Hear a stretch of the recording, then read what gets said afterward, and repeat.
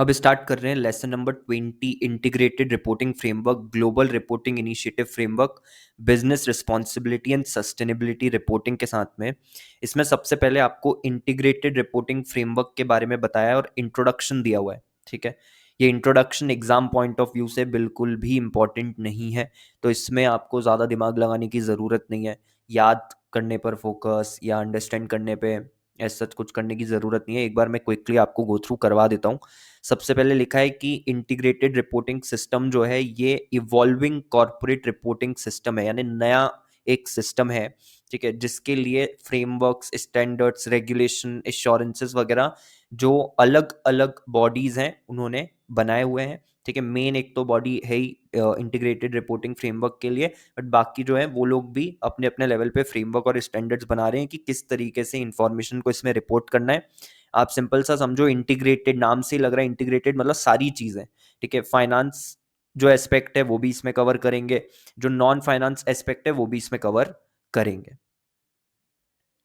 Definition की अगर बात करें तो इसमें क्या बोला गया कि defined as a process based on integrated thinking, यानी सभी चीजों को जो है साथ में लेकर के चलना। ठीक है, सभी चीजें आपस में किस तरह से इंटरेक्ट करती हैं, जुड़ी हुई है। ठीक है, वो ध्यान में रख करके चीजों के बारे में रिपोर्ट करना, इंफॉर्मेशन प्रोवाइड करना स्टेक होल्डर्स को, इसमें आ जाएगा, जिससे कि हम ये पता कर सकें कि क्या वैल्यू क्रिएशन करा है ऑर्गेनाइजेशन ने हर एक एस्पेक्ट को लेकर के, फाइनेंस एस्पेक्ट को लेकर के भी, एज वेल एज जो नॉन फाइनेंस एस्पेक्ट्स हैं उनको लेकर के भी। ठीक है, कंटेंट की अगर बात करें तो इसमें हम की information about an organization strategy, governance, performance and prospect क्या होगा उसका, commercial, social and environmental terms में उसको कंबाइन करके क्या करते हैं, प्रेजेंट करते हैं। तो आप देख रहे हो हर एक एरिया को यहाँ पर क्या करा जा रहा है, कवर करा जा रहा है। अगर मैं कमर्शियल की बात करता हूँ, ठीक है, तो इसका मतलब क्या हुआ, कहीं ना कहीं हम फाइनेंस एस्पेक्ट की बात कर रहे हैं, बट उसके अलावा social aspect, environmental aspect, strategy, governance, performance, performance में भी आप financial performance and non financial performance की बात कर सकते हो। तो सारे एस्पेक्ट्स जब हम कवर कर रहे हैं, जितने भी चीजें ये बताती हैं कि ऑर्गेनाइजेशन किस तरीके से वैल्यू एक्चुअली में क्रिएट कर रही है। ठीक है, एक तो होता है कि ऑर्गेनाइजेशन प्रॉफिट बना रही है, वो अपनी जगह है। ठीक है, वो फाइनेंशियल एस्पेक्ट हो गया। ओवरऑल अगर हम देखें तो ऑर्गेनाइजेशन क्या वैल्यू ऐड कर रही है सिस्टम में, ठीक है, वो आपको यहां पर क्लैरिटी आ जाती है। वो आप यहां पर क्या करते हो, प्रेजेंट करने की कोशिश करते हो इंटीग्रेटेड रिपोर्ट की मदद से। देन पर्पस की अगर बात करें तो इट शोज कि कैसे ऑर्गेनाइजेशन क्रिएट, प्रिजर्व और इरोड कर रही है वैल्यू को शॉर्ट, मीडियम और लॉन्ग टर्म में। ठीक है, यानी ऐसी क्या चीजें कर रही है जिससे कि वैल्यू खत्म भी हो रही है। ठीक है, सो फॉर एग्जांपल लेट से एनवायरनमेंट को डैमेज पहुंचाना, तो उससे क्या एनवायरमेंटल कॉन्टेक्स्ट में जो वैल्यू क्रिएशन है वो हो रहा है या नहीं हो रहा, नहीं हो रहा। तो उससे वैल्यू क्या हो रही होगी, इरोड हो रही होगी। क्यों? बिकॉज हमने डिस्कशन करा है कि आज अगर हम देखें तो क्या चीज ज्यादा इंपॉर्टेंट है इन्वेस्टर्स के लिए, स्टेक होल्डर्स के लिए, सस्टेनेबिलिटी। ठीक है, सस्टेनेबिलिटी को ध्यान में रख करके जो भी ऑर्गेनाइजेशंस काम कर रही है उनके लिए पैसा बनाना आज के टाइम पर आसान है, पैसा रेस करना आसान है, ब्रांड बनाना, लॉयल्टी क्रिएट करना आसान है। तो वो इससे समझ में आ जाता है, इसमें सारी चीजें हम क्या करते हैं, प्रेजेंट करते हैं। इंटीग्रेटेड थिंकिंग की अगर बात करें तो ये मेन चीज है। ठीक है ना, अगर हम इंटीग्रेटेड तरीके से नहीं सोचेंगे तो ये इंटीग्रेटेड रिपोर्ट जो है वो नहीं बना पाएंगे, बिकॉज इसमें हमको सभी एस्पेक्ट्स जो है उनकी बात करनी है। सो इंटीग्रेटेड थिंकिंग एक कोर पार्ट है किसका, इंटीग्रेटेड रिपोर्ट का, जरूरी है। ये डिसीजन मेकिंग इंप्रूव करता है। क्यों डिसीजन मेकिंग इंप्रूव करता है? बिकॉज आप सभी एस्पेक्ट्स को ध्यान में रख करके डिसीजन ले पाते हो। एंड जो अंडरस्टैंडिंग है वैल्यू क्रिएशन की, वो भी आपको समझ में आ जाती है। स्पेशली जो स्टेक होल्डर्स हैं, जो लोग पैसा दे रहे हैं ऑर्गेनाइजेशन को, जिनका पैसा लगा हुआ है, जो कि इन्वेस्टेड है ऑर्गेनाइजेशन में, उनके लिए समझना बहुत ज्यादा जरूरी है। देन कैरेक्टरिस्टिक्स की अगर बात करें ऑफ इंटीग्रेटेड रिपोर्ट, तो ये कंसाइज, स्ट्रेटेजिक और फ्यूचर फोकस्ड होती है। इसमें हम कनेक्टिविटी और इंटरडिपेंडेंस दिखाते हैं अलग अलग कैपिटल्स का। तो बेसिकली जो एस्पेक्ट्स हैं हमने उनको कैपिटल बोल दिया। ठीक है, कैपिटल का नाम दे दिया कि एक है फाइनेंशियल कैपिटल, एक है मैन्युफैक्चरिंग कैपिटल, एक है इंटेलेक्चुअल कैपिटल, एक है human capital, then social capital and natural capital, इन सभी एरियाज में हम किस तरीके से काम कर रहे हैं, ठीक है, क्या कंट्रीब्यूशन है या किस तरीके से हम नुकसान पहुंचा रहे हैं इन सभी एरियाज में, ये आपको जो है इस रिपोर्ट से समझ में आ जाता है, या इस रिपोर्ट में ये चीज प्रेजेंट करी जाती है, ठीक है। इससे हम कहीं ना कहीं जो कोहेशन और एफिशिएंसी है ओवरऑल रिपोर्टिंग की या ओवरऑल इंफॉर्मेशन की, वो क्या कर पाते हैं, एनहांस कर पाते हैं। सो ओवरऑल इंफॉर्मेशन को हम एक साथ में जोड़ करके और प्रेजेंट करते हैं, जिससे कि सिंपल अगर भाषा में बोले तो होलसम पिक्चर जो है वो मिल सके, और एक बार होलसम पिक्चर मिल गई तो उसके बेसिस पे डिसीजन मेकिंग करी जा सकती है। प्राइमरी ऑडियंस की अगर बात करें कि इंटीग्रेटेड रिपोर्ट ज्यादा किसके काम की है, तो this is mainly intended for financial capital providers, यानी जो पैसा दे रहे हैं कंपनी को। ऑब्वियसली दूसरे स्टेक होल्डर्स भी बेनिफिट होंगे, ठीक है, चाहे वो इंप्लॉयज हो, कस्टमर्स हो, कम्युनिटीज हो, रेगुलेटर्स हो, बट इसको बनाया किसके लिए गया है, मेनली जो फाइनेंशियल कैपिटल प्रोवाइडर से। क्यों? जो मैंने अभी ऊपर बताया कि इनको होलसम पिक्चर मिल सके। ऐसा नहीं कि सिर्फ कंपनी प्रॉफिट कर रही है तो उसके बेसिस पे आपने जो है इन्वेस्टमेंट कर दिया, पैसा लगा दिया। आप बाकी के एस्पेक्ट्स भी देखोगे कि कंपनी बाकी के एस्पेक्ट्स में कैसा कर रही है, बिकॉज इससे आपको क्या पता चलेगा, लॉन्ग टर्म कंपनी किधर जाने वाली है, ठीक है, और वो जानना बहुत जरूरी है कि लॉन्ग टर्म में क्या होने वाला है। देन डिफरेंट कैसे है ये ट्रेडिशनल रिपोर्टिंग से, तो अगर हम ट्रेडिशनल रिपोर्टिंग की बात करें तो मेनली फोकस किस पे होता था, फाइनेंशियल स्टेटमेंट्स पे। बट ये जो रिपोर्टिंग है, it goes beyond the financial statements by offering forward looking holistic view of value creation, अलग अलग एस्पेक्ट्स को कंसिडर करते हुए। फ्रेमवर्क ओरिजिन की अगर हम बात करें तो ये किसने डेवलप करा है, इंटीग्रेटेड रिपोर्टिंग का फ्रेमवर्क, जो IIRC है, इंटरनेशनल इंटीग्रेटेड रिपोर्टिंग काउंसिल, ठीक है। इन्होंने ही बताया कि क्या concepts, principles, content elements basically integrated report में होनी चाहिए।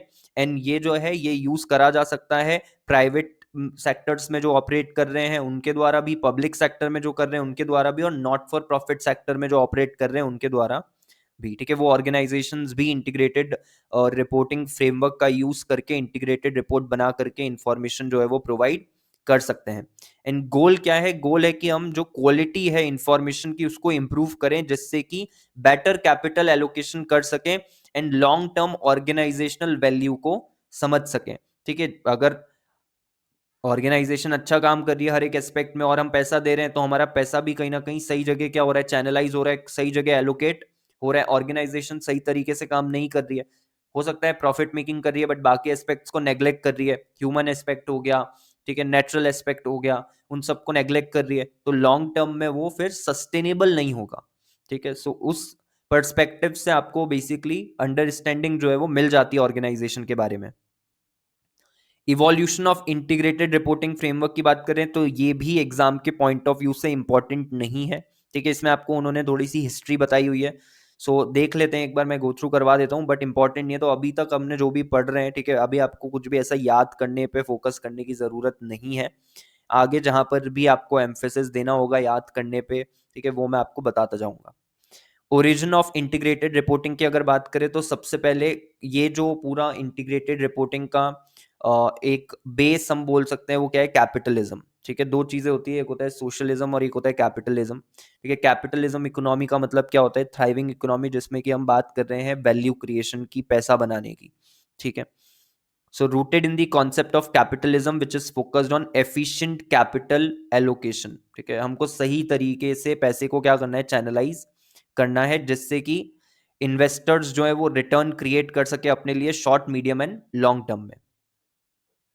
2007 में ग्लोबल फाइनेंशियल क्राइसिस हुआ था, ठीक है, जिसने कि एक्सपोज कर दिया था over emphasis on short term financials and neglect of environmental interactions, prompting the need for a more holistic reporting system. अब ये सिंपल सी बात बोल रहे हैं कि ये जो क्राइसिस हुआ, जब ये क्राइसिस सामने आया तो ये चीज समझ में आ गई कि सब लोग शॉर्ट टर्म सोच रहे हैं, उनको मतलब सिर्फ किससे, फाइनेंशियल स्टेटमेंट में आपका टॉप लाइन क्या चल रहा है और बॉटम लाइन क्या चल रहा है, रेवेन्यू एंड प्रॉफिट क्या चल रहा है आपका, ठीक है। अगर आप वहां बढ़िया कर रहे हो तो आप बढ़िया कर रहे हो, बाकी आप अगर एस्पेक्ट्स को नुकसान पहुंचा रहे हो, ह्यूमन एस्पेक्ट को नुकसान पहुंचा रहे हो, जैसे कि फॉर एग्जांपल एम्प्लॉयज को ढंग से ट्रीट नहीं करना, लेबर्स को ढंग से ट्रीट नहीं करना, ये सब उसके अंदर आ जाएगा।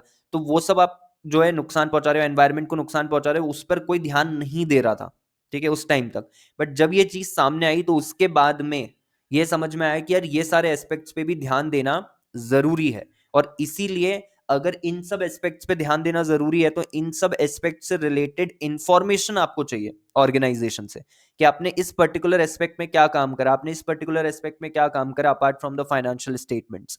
तो वो इंफॉर्मेशन मिले, वो इंफॉर्मेशन स्टेक होल्डर्स तक पहुंच पाए, उसको लेकर के ट्रांसपेरेंसी जो है वो क्रिएट करी जा सके, इसीलिए हमने क्या करा है, ये इंटीग्रेटेड रिपोर्टिंग का जो फ्रेमवर्क है वो तैयार करा है।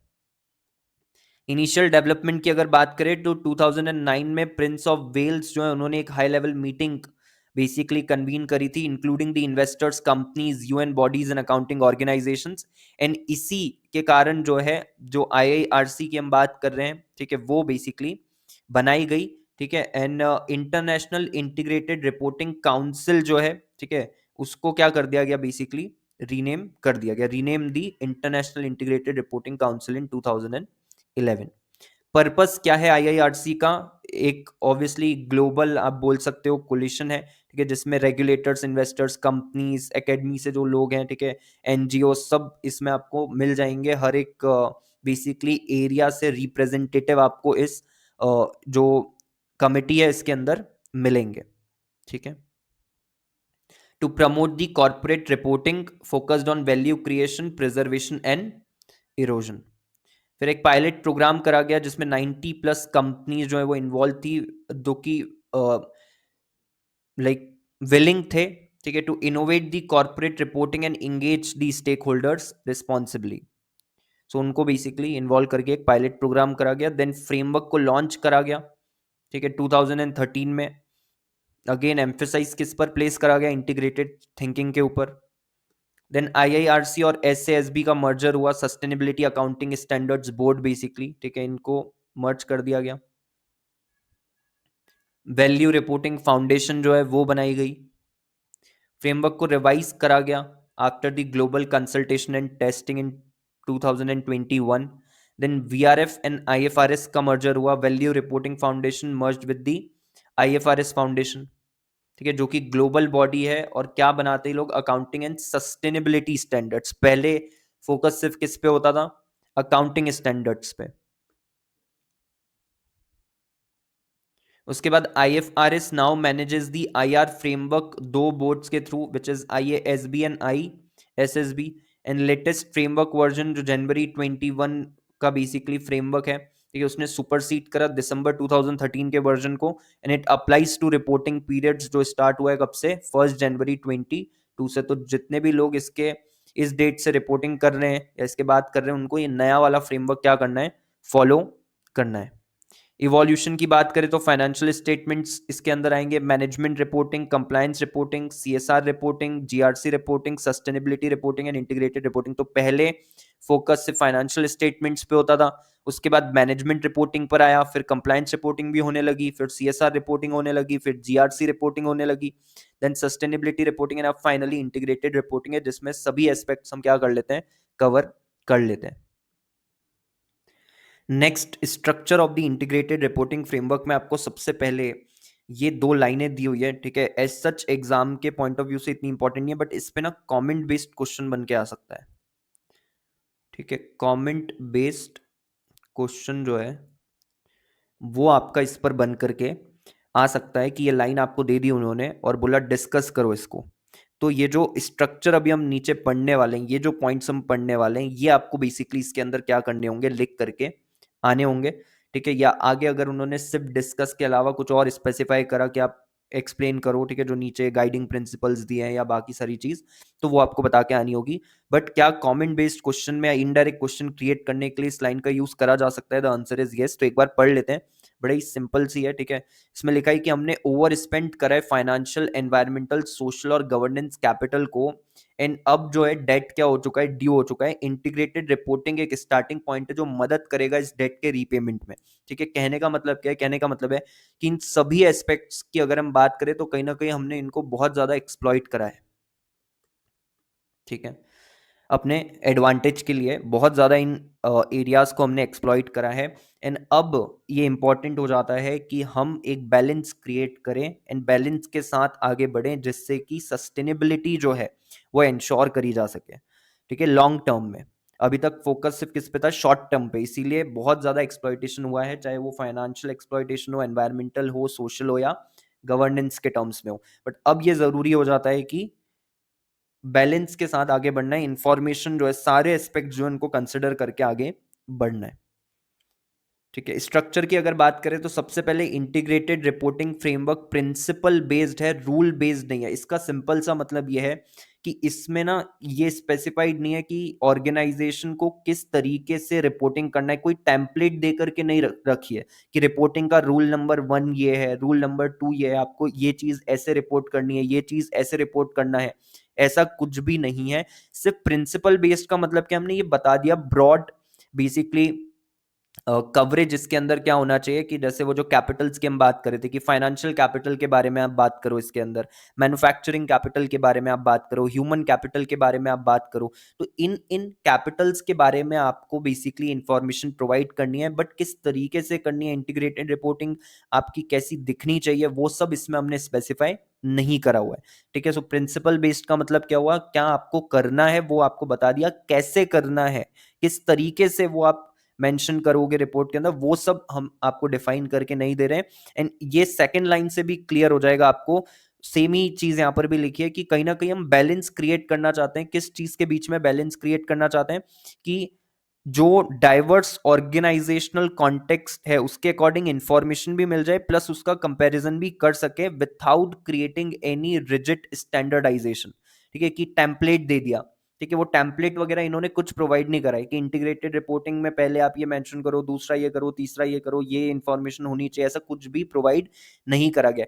तो वो स्टैंडर्डाइजेशन के टर्म्स में फ्लेक्सिबिलिटी है कि आप जैसा चाहो वैसा फॉर्मेट यूज कर सकते हो, कोई दिक्कत नहीं, आप जो इंफॉर्मेशन चाहो वो इंफॉर्मेशन उसमें इंक्लूड कर सकते हो जो कि रेलेवेंट है उस पर्टिकुलर कैपिटल को लेकर के या इंटीग्रेटेड रिपोर्टिंग के टर्म्स में।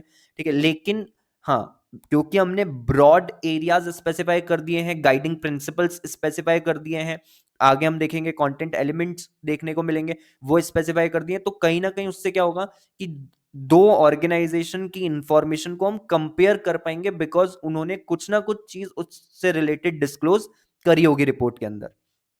ठीक है, बट वो ओवरऑल कैसे आपको रिपोर्टिंग करनी है, क्या फॉलो करना है, वो सब इन्होंने नहीं बताया है। सो ये प्रिंसिपल बेस्ड है, रूल बेस्ड नहीं है। इसी का मतलब जो है उन्होंने आगे समझा दिया कि कहीं ना कहीं बैलेंस क्रिएट करा गया स्टैंडर्डाइजेशन के बीच में, जिससे सभी ऑर्गेनाइजेशनल कॉन्टेक्स्ट जो है वो अपने अकॉर्डिंग, बेसिकली सबका अलग अलग होता है स्पेसिफिक टू दी ऑर्गेनाइजेशन, तो उसके अकॉर्डिंग वो रिपोर्टिंग कर दें। बट एट द एंड क्योंकि ये प्रिंसिपल बेस्ड है, प्रिंसिपल्स हमने बताए हुए हैं, तो कंपेरेबिलिटी भी इंश्योर हो जाएगी। ठीक है, दो ऑर्गेनाइजेशन की इंफॉर्मेशन को आपस में कंपेयर करा जा सकता है। देन फ्रेमवर्क जो है, इसमें कोई स्पेसिफिक केपीआईज, मेजरमेंट मेथड्स या डिस्क्लोजर्स वगैरह मैंडेटरी नहीं करे गए हैं कि कंपनीज को यही केपीआई फॉलो करना है। जैसे केपीआई का मतलब क्या हुआ, कि अगर एनवायरमेंट कैपिटल की हम बात करें, तो एनवायरमेंट कैपिटल या नेचुरल कैपिटल की अगर बात करें, तो आप अच्छा कर रहे हो नेचुरल कैपिटल के टर्म्स में, उसके लिए उन्होंने एक पैरामीटर दे दिया। ठीक है, कि लेट से आपने एनवायरनमेंट की तरफ कोई भी स्टेप्स लिए, कोई प्रोग्राम्स करे, तो you are doing good in natural capital context wise, natural capital के कॉन्टेक्स्ट वाइज। ऐसा कुछ इन्होंने स्पेसिफाई करके नहीं दिया। मतलब केपीआई का मतलब क्या होता है, आपकी परफॉर्मेंस कैसे मेजर करी जाएगी, किन पैरामीटर्स पे आपकी परफॉर्मेंस मेजर करी जाएगी अक्रॉस द कैपिटल्स, वो इन्होंने स्पेसिफाई नहीं करा है। फाइनेंशियल कैपिटल वाइज आप अच्छा कर रहे हो तो ऐसा नहीं लिखा हुआ वहां पे कि अगर आपका रेवेन्यू ग्रोथ इतना इतना है तो आप अच्छा कर रहे हो, अगर आपका प्रॉफिट ग्रोथ इतना इतना है तो आप अच्छा कर रहे हो, कैपिटल एलोकेशन आपका अच्छा है अगर आपने इस तरीके से कैपिटल को एलोकेट करा है, ऐसा कुछ भी इसके अंदर नहीं है। ठीक है, दूसरा मेजरमेंट मेथड्स का मतलब क्या है, आप किस तरीके से इंफॉर्मेशन को, डेटा को मेजर करते हो, किस तरीके से कैप्चर करते हो, वो सब इसमें स्पेसिफाइड नहीं है। ठीक है, कि आपको अगर ये डेटा मेंशन करना है तो उसको इस तरीके से करना पड़ेगा, ये डिस्क्लोजर है तो वो इस तरीके से करने पड़ेंगे, ये चीजें बतानी पड़ेंगी इन इन कैपिटल्स के अंदर, ऐसा कुछ भी नहीं है। आप जो इंफॉर्मेशन चाहो उसमें डाल सकते हो। ठीक है, ह्यूमन कैपिटल से रिलेटेड आप जो चाहो वो ऐड करो उसके अंदर, मैन्युफैक्चरिंग कैपिटल से रिलेटेड जो उसमें उन्होंने बताया हुआ है कि मैन्युफैक्चरिंग कैपिटल का मतलब ये होता है। ठीक है, उसके अकॉर्डिंग जो चीजें उसके लिए रेलेवेंट है वो आप उसमें क्या कर सकते हो, इंक्लूड कर सकते हो। तो रिजिड नहीं है बेसिकली। ठीक है, देन प्रिपेयरर्स जो होंगे, जो बनाएंगे, ठीक है, उनको अपना जजमेंट क्या करना है, यूज करना है, क्या चीज डिटरमाइन करने के लिए कि ऐसी कौन सी इंफॉर्मेशन है जो कि जरूरी है ऑर्गेनाइजेशन की, अगर पर्सपेक्टिव से हम बात करें, एंड कैसे उसको डिस्क्लोज करा जाए using the accepted measurement and disclosure methods. यानी एक्सेप्टेड का मतलब क्या है कि ऐसा नहीं कुछ भी आपने मेजरमेंट की मेथड यूज कर ली, नो डाउट हमने कुछ स्पेसिफाई नहीं करा हुआ, ठीक है, मेजरमेंट मेथड्स या डिस्क्लोजर का तरीका हमने नहीं बताया है, लेकिन फिर भी जो आप काम करोगे वो इस तरीके से करना कि वो एक्सेप्टेबल हो, ठीक है, ऐसा नहीं होना चाहिए कि आप कुछ भी यूज कर लो। तो accepted measurement and disclosure methods का यूज करा जाना है। तो ओवरऑल टोटली डिपेंड्स ऑन जो प्रिपेयर कर रही है ऑर्गेनाइजेशन उसके ऊपर। If integrated report data is similar to the other published data, it should be on the same basis या easily reconcilable with that information. अगर इंटीग्रेटेड रिपोर्ट के अंदर जो डेटा आपने दिया है वो बाकी और जो डेटा आपने पब्लिश करा है उसके साथ मैच कर रहा है, सिमिलर टू दैट डेटा है, तो कहीं ना कहीं हम कंपेयर कर सके वो इस तरीके का होना चाहिए, उसमें डिफरेंसेस नहीं होने चाहिए फिर, ठीक है। जैसे फॉर एग्जांपल आप अगर फाइनेंशियल स्टेटमेंट्स के बारे में बता रहे हो, ठीक है, आपने पब्लिश करे एंड फिर इंटीग्रेटेड रिपोर्ट में भी वो चीज़ आपने बताई है दोबारा से, तो ऐसा नहीं होना चाहिए कि उसमें डिफरेंसेस हैं, ठीक है। रिकंसाइलेबल का मतलब क्या होता है, इजीली समझ में आ जाए कि हाँ दोनों डेटा पॉइंट सेम है, ठीक है, उसमें डिफरेंसेस नहीं है, ठीक है। बिकॉज अगर डिफरेंसेस है तो इसका मतलब क्या हुआ फिर कि आप कहीं ना कहीं सही डेटा प्रोवाइड नहीं कर रहे हो, या तो इंटीग्रेटेड रिपोर्ट में नहीं कर रहे, या जो पहले आपने पब्लिश करा था उसमें नहीं कर रहे। फिर इसके गाइडिंग प्रिंसिपल्स है ना, ये आपको जो ऊपर मेंशन करा था ना उन्होंने कि ये प्रिंसिपल बेस्ड है, हम इन्हीं प्रिंसिपल्स की बात करने वाले हैं हम, ठीक है। इससे आपको और क्लैरिटी आ जाएगी कि इसका मतलब क्या होता है प्रिंसिपल बेस्ड का। प्रिंसिपल बेस्ड का मतलब क्या है, एक ब्रॉड फ्रेमवर्क हमने बता दिया, ठीक है। जैसे फॉर एग्जांपल इसके 7 गाइडिंग प्रिंसिपल्स हैं, ठीक है, जिसकी मदद से आप प्रिपेयर और प्रेजेंट कर सकते हो इंटीग्रेटेड रिपोर्ट को, इन्फॉर्मिंग की कंटेंट ऑफ द रिपोर्ट क्या होना चाहिए एंड किस तरीके से इंफॉर्मेशन को प्रेजेंट करा जाना चाहिए, ये इससे समझ में आएगा। तो सबसे पहले वो बोल रहे हैं strategic focus and future orientation. इसका मतलब क्या हुआ, इसका मतलब ऐसी इंफॉर्मेशन इसमें ऐड करो, ठीक है, जो कि ऑर्गेनाइजेशन की स्ट्रेटजी के बारे में बताए, ये बताए कि कैसे वो स्ट्रेटजी रिलेटेड है ऑर्गेनाइजेशन की एबिलिटी से to create value in short medium and long term and to its use of an effects on the capital, और उस स्ट्रेटजी को किस तरीके से इस्तेमाल करा जाएगा और उसका क्या असर पड़ेगा अलग अलग कैपिटल्स के ऊपर, चाहे वो फाइनेंशियल कैपिटल हो, ह्यूमन कैपिटल हो, मैन्युफैक्चरिंग कैपिटल हो, इंटेलेक्चुअल कैपिटल हो, या बाकी सारी चीजें, ठीक है, बाकी सारी जो कैपिटल्स हमने पढ़ी थी। तो इसमें उन्होंने आपको बता दिया, अब आप ऑर्गेनाइजेशन की स्ट्रेटजी बता दो, ठीक है, जिसका कि वैल्यू क्रिएशन पे असर पड़ेगा एंड उसका यूज कैसे करेंगे एंड फिर उसके बाद में इफेक्ट क्या होगा कैपिटल के ऊपर। ये नहीं बताया उन्होंने कि ऑर्गेनाइजेशन स्ट्रेटजी में आपको ये चीजें बतानी है, ठीक है। अगर वो स्पेसिफिक कर देते कि ये चीजें आपको डिस्क्लोज करनी है तो वो कहीं ना कहीं रूल बेस्ड हो जाता, ठीक है। प्रिंसिपल बेस्ड का मतलब क्या होता है, ब्रॉड एक हमने फ्रेमवर्क प्रोवाइड कर दिया कि हमको strategic focus and future orientation चाहिए। आपकी इंटीग्रेटेड रिपोर्ट हम जब पढ़ रहे हैं तो समझ में आ रहा है कि हाँ आपने ऑर्गेनाइजेशन स्ट्रेटेजी अपनी बताई है उसके अंदर। देन कनेक्टिविटी ऑफ इंफॉर्मेशन होना चाहिए, ठीक है, यानी हमको एक होलिस्टिक पिक्चर चाहिए of the combination, inter relatedness and dependencies between the factors जो कि ऑर्गेनाइजेशन की एबिलिटी को टू क्रिएट द वैल्यू क्या करते हैं, अफेक्ट करते हैं। होलसम पिक्चर जो मैंने बोला था, ठीक है, सभी तरीके की रेलेवेंट इंफॉर्मेशन इसके अंदर होनी चाहिए।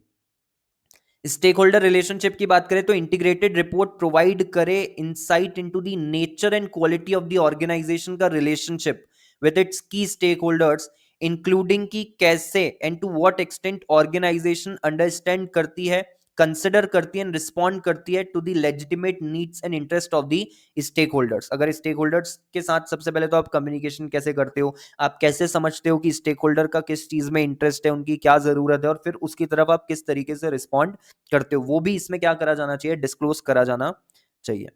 देन मटीरियलिटी की बात आती है, इसमें लिखा है इसमें आप वही इंफॉर्मेशन सिर्फ डिस्क्लोज करो जो कि मैटर करती है, सब्सटेंशियली अफेक्ट करती है ऑर्गेनाइजेशन की एबिलिटी को टू क्रिएट वैल्यू, ठीक है, जो कि ऑर्गेनाइजेशन की एबिलिटी को टू क्रिएट वैल्यू कोई असर नहीं डालती, वो इंफॉर्मेशन आपको इंटीग्रेटेड रिपोर्ट में डालने की जरूरत नहीं है, उसको क्या करा जा सकता है, कंप्लीटली इग्नोर करा जा सकता है। सो मटेरियल चीजें डालनी है, इंपॉर्टेंट चीजें डालनी है बस इसके अंदर, ये आपको बता दिया। अब वो आप खुद अपना जजमेंट यूज करो कि इंपॉर्टेंट चीजें क्या होती हैं, क्या इसमें हमको डालना चाहिए कि हाँ ये वाला डेटा पॉइंट इंपॉर्टेंट होगा। आप अपने बेसिस पे चूज कर सकते हो। अगर वो स्पेसिफाई कर देते तो वो फिर क्या हो जाता, रूल बेस्ड हो जाता। कंसाइजनेस का मतलब क्या है, कंसाइज होनी चाहिए, टू द पॉइंट होनी चाहिए, इसमें आलतू फालतू की बातें नहीं लिखनी। रिलायबिलिटी एंड कंप्लीटनेस मतलब कि कोई अगर इसको पढ़ रहा है तो वो उस इंफॉर्मेशन पे रिलाई कर पाए। सो ऑब्वियसली जो भी इंफॉर्मेशन या डेटा पॉइंट्स दिए जाएंगे, फैक्ट्स दिए जाएंगे, वो सब सही होने चाहिए। ठीक है, should include all the material matters, सभी मटेरियल मैटर्स होने चाहिए, चाहे वो पॉजिटिव हो या नेगेटिव। अगर कोई काम आपने करा है, पॉजिटिव चीजें करी है, तो वो भी आप बताओ, बट अगर कोई नेगेटिव बातें हैं तो वो भी आपको क्या करना है, इसके अंदर डिस्क्लोज करना है। And without any material error, कोई मटेरियल एरर नहीं होना चाहिए। रिपोर्ट में जो भी आप बता रहे हो वो करेक्ट होना चाहिए, एक्यूरेट होना चाहिए, तभी वो रिलायबल और कंप्लीट मानी जाएगी। एंड कंसिस्टेंसी एंड कंपेरेबिलिटी का मतलब क्या हुआ कि इंफॉर्मेशन जो है इंटीग्रेटेड रिपोर्ट में वो आपको प्रेजेंट करना है on a basis that is consistent over time. ऐसा नहीं हर बार आपने तरीका चेंज कर दिया। ठीक है, जैसे आप देखते हो कि फाइनेंशियल स्टेटमेंट्स की जब हम बात करते हैं तो statement of profit and loss या बैलेंस शीट का एक फॉर्मेट जो है वो स्पेसिफाइड है, और उसी का यूज करके कंपनीज को अपनी इंफॉर्मेशन क्या करनी होती है, over a period of time present करनी होती है। क्यों? बिकॉज उससे अक्रॉस द ईयर कंपैरिजन जो है वो आसान हो जाता है। ठीक है, नहीं तो क्या होगा, अगर कंपनीज हर बार नया फॉर्मेट यूज कर रही है तो कंपैरिजन ऑफ इंफॉर्मेशन डिफिकल्ट हो जाता है। इसीलिए कंसिस्टेंट आपको तरीके से उसको प्रेजेंट करना है। दूसरा, इस तरीके से करो कि हम कंपैरिजन कर सके दूसरी ऑर्गेनाइजेशन के साथ में, टू अंडरस्टैंड आपका ability to create value over time. ये गाइडिंग प्रिंसिपल्स को इंडिविजुअली एंड कलेक्टिवली क्या करा जाता है, अप्लाई करा जाता है for the purpose of preparing and presenting an integrated report. Accordingly judgement is needed in applying them. ठीक है, पर्सनल जजमेंट जो बना रहा है उसको यूज करना है, particularly when there is an apparent tension between them, example between conciseness and completeness। इसका मतलब क्या हुआ, एक तरफ हम बोल रहे हैं कि कंसाइज भी रखना है, दूसरी तरफ हम बोल रहे हैं कंप्लीट भी होनी चाहिए। तो जो बना रहा है ना, वो कंफ्यूजन उसको हो सकती है कि यार मेरे को कंप्रेहेंसिव बनानी है या कंसाइज बनानी है, तो ये वो कैसे डिसाइड करेगा, अपने जजमेंट के ऊपर। कहने का मतलब क्या है कि जब हम बोल रहे हैं कंसाइज, तो कंसाइज से हमारा मतलब यह है कि आप इसमें सिर्फ मटेरियल इंफॉर्मेशन क्या करो, ऐड करो। ठीक है, लेकिन कंप्लीटनेस का मतलब क्या है, जब मटेरियल इंफॉर्मेशन डाल रहे हो ना तो सारी मटेरियल इंफॉर्मेशन होनी चाहिए इसके अंदर, कोई भी मटेरियल इंफॉर्मेशन आपकी छूटनी नहीं चाहिए। सो कंप्लीटनेस इन द सेंस जो भी इंपॉर्टेंट बातें हैं, मटेरियल मैटर्स है, वो सब होने चाहिए। कंसाइसनेस इन द सेंस कि सिर्फ यही चीजें होनी चाहिए, इसके अलावा जो ऐसी चीजें हैं जिनका कोई असर नहीं पड़ता शॉर्ट मीडियम लॉन्ग टर्म में ऑर्गेनाइजेशनल वैल्यू क्रिएशन पे, वो आप एलिमिनेट कर सकते हो। तो ये क्या करना है, उनको खुद डिसाइड करना है। ठीक है, जो इस पर काम करने वाले हैं उनको ये चीज खुद डिसाइड करनी है। ठीक है, तो ये गाइडिंग प्रिंसिपल्स इंपॉर्टेंट है, इस पे आपको क्वेश्चन जो है वो बन करके आ सकता है। सो एक बार दोबारा से हम क्या करेंगे, हेडिंग्स को गो थ्रू करेंगे, आप भी साथ साथ में बोलते जाओ, आपको साथ साथ में याद होता जाएगा। बाद में आपको जो है बिल्कुल आसानी हो जाएगी रिवाइज करने में। ठीक है, नहीं तो क्या होगा, साथ साथ में आपने नहीं करा, बात के लिए आप बचा करके रखोगे, पेंडिंग रखोगे, फिर बाद में वापस दिक्कत आएगी, भूल जाओगे, याद नहीं आएगा। ठीक है, तो साथ साथ में करते जाओ। हेडिंग्स मैंने पहले भी बोला है, ठीक है, जब रिस्क मैनेजमेंट का चैप्टर डिस्कस कर रहे थे, कि एज इट इज आपको याद करनी है हेडिंग्स। ठीक है, सो स्टार्टिंग से इस चीज पे फोकस रखो। नहीं हो रही एज इट इज, या तो ऑडियो नोट बना लो। ठीक है, ऑडियो नोट भी आप बना लोगे हेडिंग्स को बोल करके, तो भी आपका काम हो जाएगा। सबसे पहली हेडिंग क्या है, strategic focus and future orientation. ठीक है, जो लोग नहीं बोल रहे हैं, ठीक है, वो गलत कर रहे हैं। So strategic focus and future orientation, then connectivity of information, connectivity of information, stakeholder relationships, दोबारा से strategic focus and future orientation, connectivity of information, stakeholder relationships. Then उसके बाद materiality, conciseness, reliability and completeness, materiality, conciseness, reliability and completeness. ठीक है, rhyming की तरह बिल्कुल, materiality, conciseness, reliability and completeness. Then उसके बाद consistency and comparability, consistency and comparability. ठीक है, कंटेंट एलिमेंट्स की बात करें तो ये भी इंपॉर्टेंट है। ठीक है, सभी कंटेंट एलिमेंट्स जो हैं, ठीक है, 8 कंटेंट एलिमेंट्स हैं। कितने कंटेंट एलिमेंट्स हैं, काउंट भी याद रखना है। ठीक है, जब ऊपर हमने गाइडिंग प्रिंसिपल्स की बात करी तो कितने गाइडिंग प्रिंसिपल्स थे, 7 गाइडिंग प्रिंसिपल्स। ठीक है, काउंट याद रखना क्यों है, लॉजिक क्या है, काउंट अगर याद होगा तो पॉइंट्स याद आ जाएंगे, बिकॉज काउंट जो है it acts as a trigger, ठीक है, to recall. So 7 guiding principles हैं।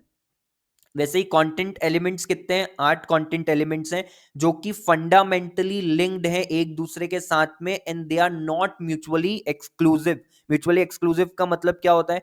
म्यूचुअली एक्सक्लूसिव मतलब एक दूसरे से इनका कोई लेना देना नहीं है, ऐसा है क्या? नहीं। ठीक है, कंटेंट एलिमेंट्स जो है वो आपस में क्या है? फंडामेंटली लिंक्ड है। ठीक है, सो सब साथ में आपको ध्यान में रख करके रिपोर्ट के अंदर इंक्लूड करने हैं। fundamentally linked to each other and are not mutually exclusive. Then content elements are not intended to serve as a standard structure for an integrated report with information about them appearing in a set sequence or as isolated standalone sections. इसका मतलब क्या हुआ? इसका मतलब ये हुआ कि हम कंटेंट एलिमेंट्स बता रहे हैं, बट आप ये मत समझो कि हम कोई स्टैंडर्ड स्पेसिफाई कर रहे हैं कि आपको इंफॉर्मेशन को इसी तरीके से या इसी सीक्वेंस में क्या करना है, रिपोर्ट के अंदर प्रेजेंट करना है। ऐसा कुछ भी नहीं है। आप इंफॉर्मेशन जिस तरीके से चाहो उस तरीके से क्या कर सकते हो? प्रेजेंट कर सकते हो। ऐसा नहीं है कि अगर हमने लिख दिया कि हमारा कंटेंट एलिमेंट है organizational overview and external environment, तो आप भी अपनी रिपोर्ट के अंदर सेम हेडिंग डाल रहे हो, organizational overview and external environment, और फिर इसके अंदर पॉइंट्स मेंशन करो। ऐसा कुछ भी करने की जरूरत नहीं है। ये सिर्फ एक फंडामेंटल जो स्ट्रक्चर है वो समझाने के लिए प्रोवाइड करे गए। बाकी जो रिपोर्ट का ओवरऑल फॉर्मेट है, प्रेजेंटेशन है, वो कंपनीज अपने अकॉर्डिंग डिसाइड कर सकती है। ठीक है, इसमें दूसरी बात ये लिखी है कि information in an integrated report is presented in a way that makes the connections between content elements apparent. मतलब चीजें समझ में आनी चाहिए, दो चीजें आपस में कैसे जुड़ी हुई है। इंफॉर्मेशन आपस में, देखो जब भी आप एनालिसिस करते हो कंपनी का ना, तो आप कभी भी अलग अलग जो इंफॉर्मेशन है उसके बेसिस पे एनालिसिस नहीं करते। ठीक है, आप चीजों को साथ में जोड़ करके एक स्टोरी फॉर्म करने की कोशिश करते हो, जिससे आपको समझ में आए कि हाँ ऑर्गेनाइजेशन किधर जा रही है।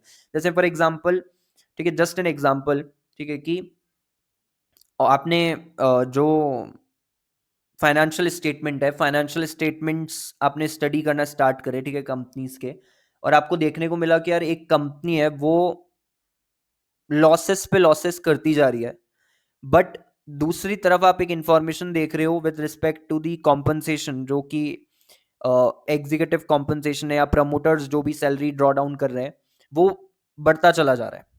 तो इससे आपको समझ में क्या आ रहा है? क्या ऑर्गेनाइजेशन सही डायरेक्शन में जा रही है या नहीं जा रही? ऑर्गेनाइजेशन सही डायरेक्शन में नहीं जा रही है। क्या प्रमोटर का इंटरेस्ट ओवरऑल ऑर्गेनाइजेशन के इंटरेस्ट के साथ अलाइंड है? The answer is no. ठीक है, तो इस तरीके से ना दो इंफॉर्मेशन को साथ में कनेक्ट करके फिर समझने की कोशिश करते हो कि ऑर्गेनाइजेशन ओवरऑल वैल्यू टर्म्स में किस डायरेक्शन में जा रही है। तो यही बोलना चाह रहे हैं कि जब आप प्रेजेंट करो ना इंफॉर्मेशन, तो आप इस तरीके से करो कि कंटेंट एलिमेंट्स इंडिविजुअली तो समझ में आ ही जाए कि ऑर्गेनाइजेशनल ओवरव्यू और एक्सटर्नल एनवायरनमेंट। ठीक है, सो ऑर्गेनाइजेशन के बारे में पता चल जाए, वो क्या बिजनेस कर रही है वो पता चल जाए, एक्सटर्नल एनवायरनमेंट जो है उसके बारे में पता चल जाए, किस इंडस्ट्री में ऑपरेट कर रहे हैं, रिस्क क्या क्या फेस कर रहे हैं, वो सारी चीजें समझ में आनी चाहिए। बट वो कैसे दूसरी चीजों के साथ एसोसिएटेड है, जुड़ी हुई है, वो भी समझ में आना चाहिए। देन कंटेंट जो है ऑर्गेनाइजेशन की इंटीग्रेटेड रिपोर्ट का, ये टोटली डिपेंड करेगा इंडिविजुअल सर्कमस्टांसेस पे ऑफ द ऑर्गेनाइजेशन। ठीक है, इंडिविजुअल सर्कमस्टांसेस मतलब आप कौन किस तरीके का बिजनेस कर रहे हो, किस इंडस्ट्री में ऑपरेट कर रहे हो, कैसे उसको आप कैरी आउट कर रहे हो, आपकी अपनी प्रोसेसेस क्या है, प्रोसीजर क्या है, वो सब पे डिपेंड करेगा क्या क्या चीजें इंटीग्रेटेड रिपोर्ट में आएगी। ऐसा नहीं है कि यहाँ पर जो ये स्पेसिफाई कर दिए गए कंटेंट एलिमेंट्स ये एग्जॉस्टिव होगा, इसके अलावा आप कुछ ऐड नहीं कर सकते। आप बिल्कुल कर सकते हो, बट ये तो इसमें होना ही चाहिए। देन कंटेंट एलिमेंट्स जो है they are therefore stated in the form of questions. ठीक है, इनको क्वेश्चंस के फॉर्म में बेसिकली इन्होंने मेंशन करा है, कोई चेकलिस्ट के तौर पे मेंशन नहीं करा कि ये चीज आप डिस्क्लोज कर दो। क्वेश्चन के फॉर्म में क्यों करा है? इससे कि आपको एक स्टार्टिंग पॉइंट मिल जाए। ठीक है, आपको एक स्टार्टिंग पॉइंट मिल जाए किस चीज के लिए? जो हमने स्टार्टिंग में भी पढ़ा था, इंटीग्रेटेड थिंकिंग के लिए। इंटीग्रेटेड थिंकिंग के लिए। एंड दूसरा हम पहले ही पढ़ चुके हैं कि ये प्रिंसिपल बेस्ड है, तो ब्रॉड आपको बस हम प्रोवाइड कर रहे हैं कि यार ये कंटेंट एलिमेंट में क्या चीज आपको डील करनी है, क्या चीज इसमें डालना है आपको, आप और भी चीजें डाल सकते हो। अकॉर्डिंगली जजमेंट जो है वो एक्सरसाइज करना पड़ेगा। ठीक है, जब हम कंटेंट एलिमेंट को क्या करेंगे, यहाँ पर यूज करेंगे और गाइडिंग प्रिंसिपल्स को अप्लाई करेंगे। ठीक है, दोनों ही केसेस में हमको क्या चाहिए? जजमेंट चाहिए, चाहे वो कंटेंट एलिमेंट्स हो या फिर गाइडिंग प्रिंसिपल्स हो। सो सबसे पहला आपका कंटेंट एलिमेंट है organizational overview and external environment. ठीक है, इसका मतलब क्या है, इसमें हमको क्या चीज डिस्क्लोज करनी है कि ऑर्गेनाइजेशन करती क्या है आखिर, एंड क्या सर्कमस्टांसेस हैं जिसमें वो ऑपरेट कर रही है।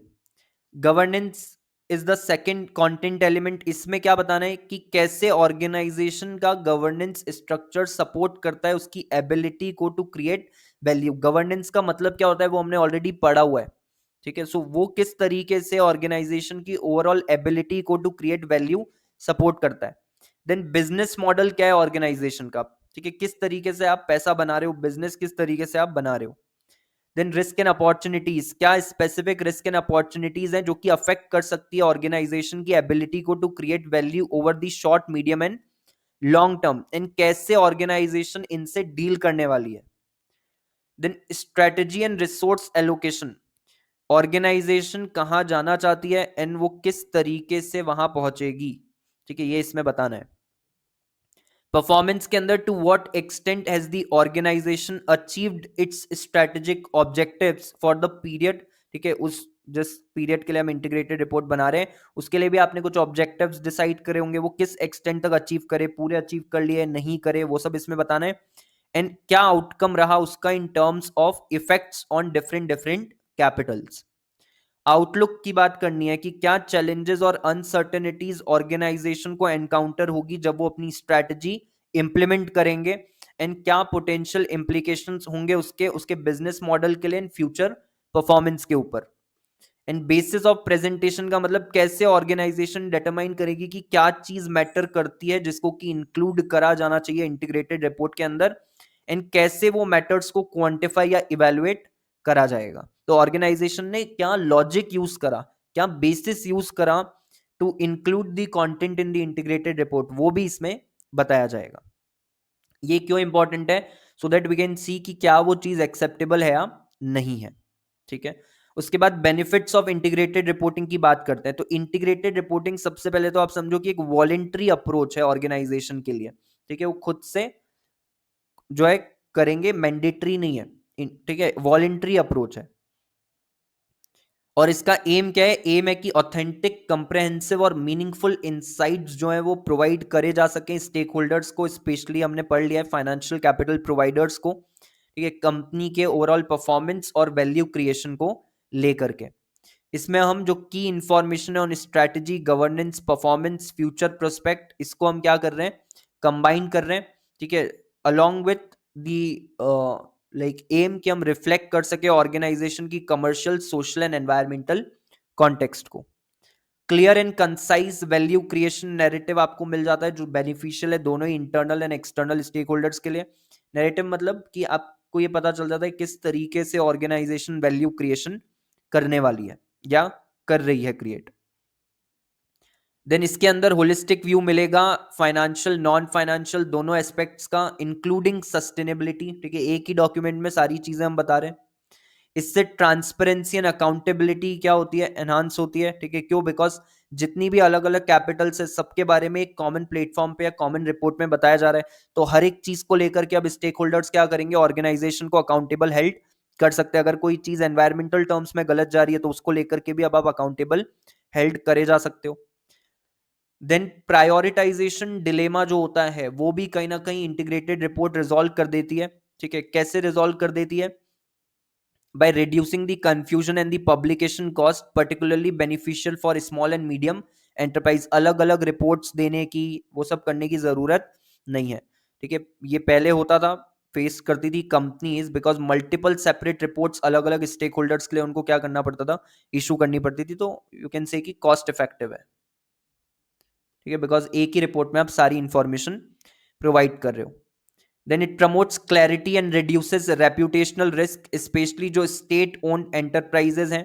ठीक है, उनके लिए, क्यों, बिकॉज ट्रांसपेरेंसी अब बढ़ गई है रिसोर्स एलोकेशन के टर्म में। ठीक है, कहाँ कहाँ आप किस किस तरीके से रिसोर्सेज को चैनलाइज कर रहे हो, कैसे एलोकेशन कर रहे हो, चाहे वो कैपिटल का एलोकेशन हो, ह्यूमंस का एलोकेशन हो, यानी जो लोग काम कर रहे हैं उनके बीच में वर्क कैसे डिवाइड करा जा रहा है। ठीक है, वो भी क्या हो रहा है इसके अंदर डिस्क्लोज करा जा रहा है, वो भी चीज पता चल रही है।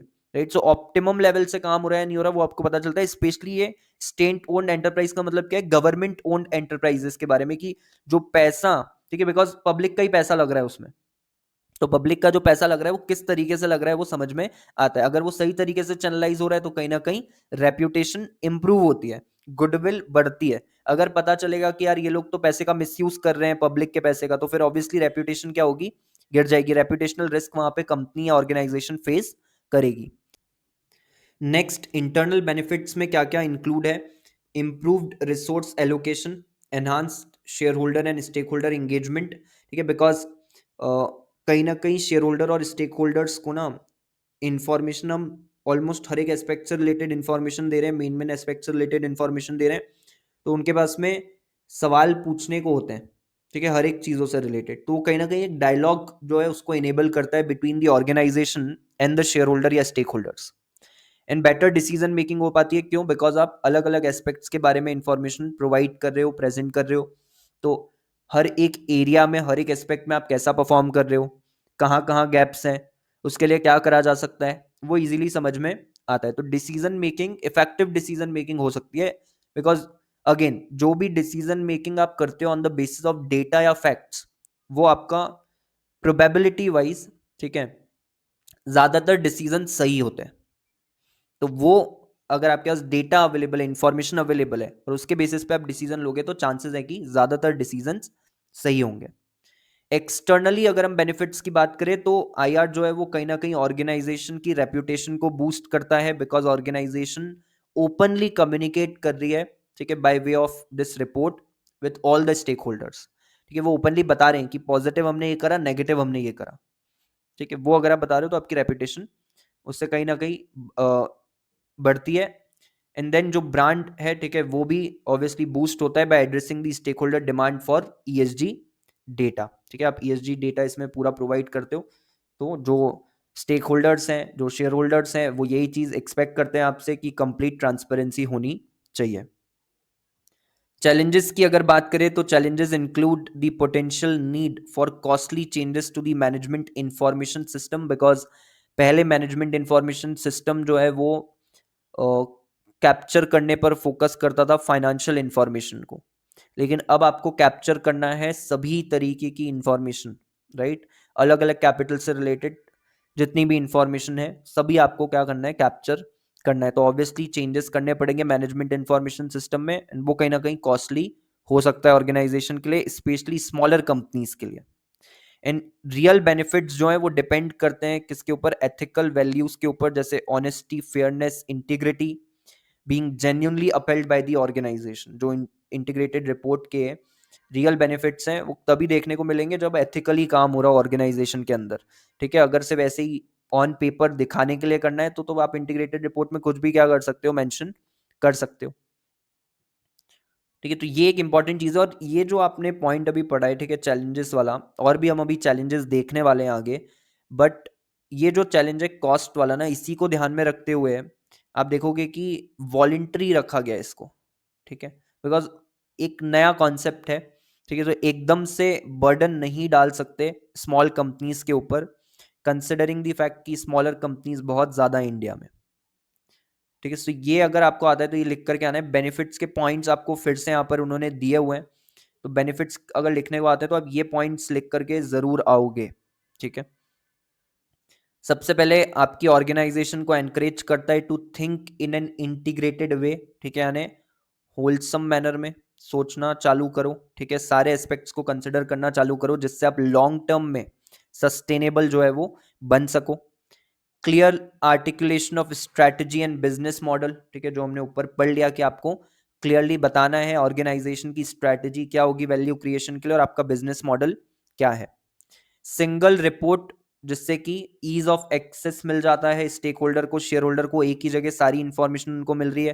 प्लस आपकी रिपोर्ट का one of the guiding principal was कि ये कंसाइज होनी चाहिए एंड क्लियर होनी चाहिए, कंप्लीट होनी चाहिए, तो वो भी एक बेनिफिट मिलता है किसको, जो स्टेक होल्डर्स हैं उनको। प्लस ये रिपोर्ट जो बनती है इसमें जो भी इंफॉर्मेशन है वो इंटरनली भी यूज करी जाती है बाय द ऑर्गेनाइजेशन, तो उनको भी काफी ज्यादा बेनिफिट मिलता है। Then creating value for stakeholders through identification and measurement of non financial factors. पहले से फोकस किस पे होता था, फाइनेंशियल फैक्टर्स पे, बट अब नॉन फाइनेंशियल फैक्टर्स के भी इंफॉर्मेशन को मेजर करा जा रहा है, डिस्क्लोज करा जा रहा है, तो उसमें उन एस्पेक्ट्स में किस तरीके से हम वैल्यू क्रिएट कर रहे हैं स्टेक होल्डर्स के लिए वो भी बता सकते हैं हम. Linking of non financial performance more directly to the business. कैसे नॉन फाइनेंशियल परफॉर्मेंस बिजनेस के साथ जुड़ी हुई है वो भी आप इसके अंदर बता सकते हो. बिकॉज एक और चीज हमने पढ़ी थी, कनेक्टिविटी होनी चाहिए इंफॉर्मेशन की ना, चीजें समझ में आनी चाहिए आपस में किस तरीके से जुड़े हुए हैं. कंटेंट एलिमेंट्स में भी पढ़ा था कि वो आपस में कैसे जुड़े हुए हैं, वो चीज समझ में आनी चाहिए. तो जब आप डिस्क्लोज कर रहे हो इन्फॉर्मेशन, आप बताओगे कि नॉन फाइनेंशियल जो परफॉर्मेंस है, ठीक है, वो जब हम कर रहे हैं सही तरीके से, तो नॉन फाइनेंशियल परफॉर्मेंस अगर आप सही तरीके से करते हो तो फाइनेंशियल परफॉर्मेंस भी आपकी इंप्रूव होती है और ओवरऑल बिजनेस भी आपका इंप्रूव होता है. तो वो कैसे हो रहा है वो आपको इसके अंदर डिस्क्लोज करना है. बेटर आइडेंटिफिकेशन हो पाता है रिस्क एंड अपॉर्चुनिटीज का. ठीक है, क्यों? बिकॉज हम सभी एस्पेक्ट्स को कंसिडर कर रहे हैं. ठीक है, अगर आपको रिस्क और अपॉर्चुनिटीज आइडेंटिफाई करनी है तो अगर आप सभी एस्पेक्ट्स को ध्यान में रख करके करोगे तो आपको सही इंफॉर्मेशन मिल पाएगी. ठीक है, अलग अलग टाइप्स की क्या रिस्क आप फेस कर रहे हो वो भी आपको पता चल पाएगा. आपका फोकस सिर्फ फाइनेंशियल रिस्क के ऊपर नहीं होगा, एनवायरमेंटल रिस्क के ऊपर भी होगा, सोशल रिस्क के ऊपर भी होगा, गवर्नेंस रिस्क के ऊपर भी होगा, बिकॉज हर एक चीज से रिलेटेड डेटा जो है वो इसमें कंसिडर करा जा रहा है. And improved internal processes leading to a better understanding of the business and improved decision making process. ये फिर से सेम चीज है कि डेटा क्योंकि आपको मिल रहा है, ठीक है, अलग अलग चीजों से रिलेटेड, तो हम अच्छे तरीके से जो प्रोसेसेस हैं उनको लाइक एनहांस कर सकते हैं, उसमें समझ सकते हैं कि क्या क्या गैप्स हैं, फिर उसके बेसिस पे प्रॉपर डिसीजन मेकिंग कर सकते हैं. ठीक है, सो ये पॉइंट्स आपको ध्यान रखना है. एक बार दोबारा से ये पॉइंट्स गो थ्रू करते हैं. पॉइंट्स आप भी अपने एंड पर बोलते जाओगे साथ में, जिससे कि अभी ही काम आपका खत्म हो जाए. ठीक है, याद आपको साथ साथ में होता जाए. सबसे पहला क्या था, इंटीग्रेटेड तरीके से आप सोच पाते हो, तो integrated thinking. Then strategy and business model जो है वो क्लियरली पता चल जाता है. Easy to access, clear and concise. ठीक है, तो easy access to information. Then value create करना स्टेक होल्डर्स के लिए, लिंक करना नॉन फाइनेंशियल परफॉर्मेंस को with the business, better identification of risk and opportunities, and internal processes को improve करना या एनहांस करना. ठीक है, and also improved decision making process. ठीक है, उसके बाद चैलेंजेस क्या क्या है in implementing integrated reporting framework. तो सबसे पहला चैलेंज तो ये है कि ट्रेडिशनल रिपोर्टिंग जो है वो कहीं ना कहीं इतने टाइम से फॉलो करी जा रही है कि वो बैठ गई है एकदम. ठीक है, सो उससे चेंज, एक शिफ्ट जो हम करवा रहे हैं इंटीग्रेटेड रिपोर्टिंग की तरफ, वो ट्रांजिशन थोड़ा सा डिफिकल्ट हो सकता है. ठीक है, बिकॉज इंटीग्रेटेड रिपोर्टिंग जो है it moves away from lengthy finance focused reports to a more concise value creation focused format. ठीक है, जो कि अभी टाइम लगेगा लोगों को समझने में, ऑर्गेनाइजेशंस को समझने में कि क्या तरीका इसको प्रिपेयर करने का. ठीक है, और सबसे बड़ी बात ये भी है कि इसके अंदर कोई रूल्स भी नहीं है, कोई फॉर्मेट भी नहीं है ना. किस कंटेंट एलिमेंट के अंदर आपको कौन कौन सी इंफॉर्मेशन डालनी है वो भी क्लियरली स्पेसिफाइड नहीं है. तो वो भी अभी ऑर्गेनाइजेशंस जब बनाती जाएंगी over a period of time, उनको समझ में आता जाएगा कि स्टेक होल्डर्स या शेयर होल्डर्स को किस किस तरीके की इंफॉर्मेशन की जरूरत होती है, और उसी के अकॉर्डिंग वो इंफॉर्मेशन प्रोवाइड करी जाएगी. या हो सकता है कि अभी बीच में आगे चल करके कोई बोर्ड जो है, या जो आईआईआरसी की हमने बात करी है, वो ये चीज भी स्पेसिफाई कर दे, टेम्पलेट भी स्पेसिफाई कर दे. ठीक है, बिकॉज अभी भी ट्रांजिशन फेज है, तो थोड़ा सा एक्सेप्टेंस जो है, ठीक है, उसमें आपको चैलेंजेस देखने को मिल सकते हैं, बिकॉज ये चीज अभी मैंडेटरी नहीं करी गई है. देन कंप्लायंस कॉम्प्लेक्सिटी की अगर बात करें तो being compliance based integrated reporting is difficult for many organizations to prepare. ठीक है, कहीं ना कहीं डिफिकल्टी हो सकती है ऑर्गेनाइजेशंस को ये प्रिपेयर करने में. क्यों? क्योंकि बहुत सारे कंप्लायंसेस ऑलरेडी उनके ऊपर है. फिर उसके बाद हम इंटीग्रेटेड रिपोर्ट प्रिपेयर करें और फिर उसमें मल्टीपल डेटा पॉइंट्स कवर करने हैं, तो मल्टीपल डेटास को कैप्चर भी तो करना पड़ेगा ना. जैसे जो हम पढ़ रहे थे ऊपर की मैनेजमेंट इंफॉर्मेशन सिस्टम में आपको चेंजेस करने पड़ेंगे. क्यों? जिससे हम कैप्चर कर सके डेटा पॉइंट्स को, तभी हम उसको प्रोवाइड कर पाएंगे उस रिपोर्ट के अंदर. तो वो भी अपने आप में कॉम्प्लेक्सिटी है. लैक ऑफ डिटेल्ड इंफॉर्मेशन, ठीक है, कहीं ना कहीं ऑफर नहीं करता इन डेप्थ डिटेल्स, जो कि लिमिटेशन हो सकता है, बिकॉज हम सिर्फ कंसाइसनेस पे फोकस कर रहे हैं, रेलेवेंट इंफॉर्मेशन पे फोकस कर रहे हैं. Then includes non-financial data. Involving non-financial information makes the preparation more time consuming. High expertise इसके अंदर चाहिए, because understanding the concise and summary style report demand significant expertise. Complexity in explaining the business model. Aligning the company's business model with the framework's capital based approach. ये सबसे ज्यादा क्या है, toughest part है, because आपको क्या करना है, आपको अलग अलग कैपिटल्स को लेकर के डिस्क्लोजर देना है, तो वो थोड़ा सा डिफिकल्ट हो सकता है.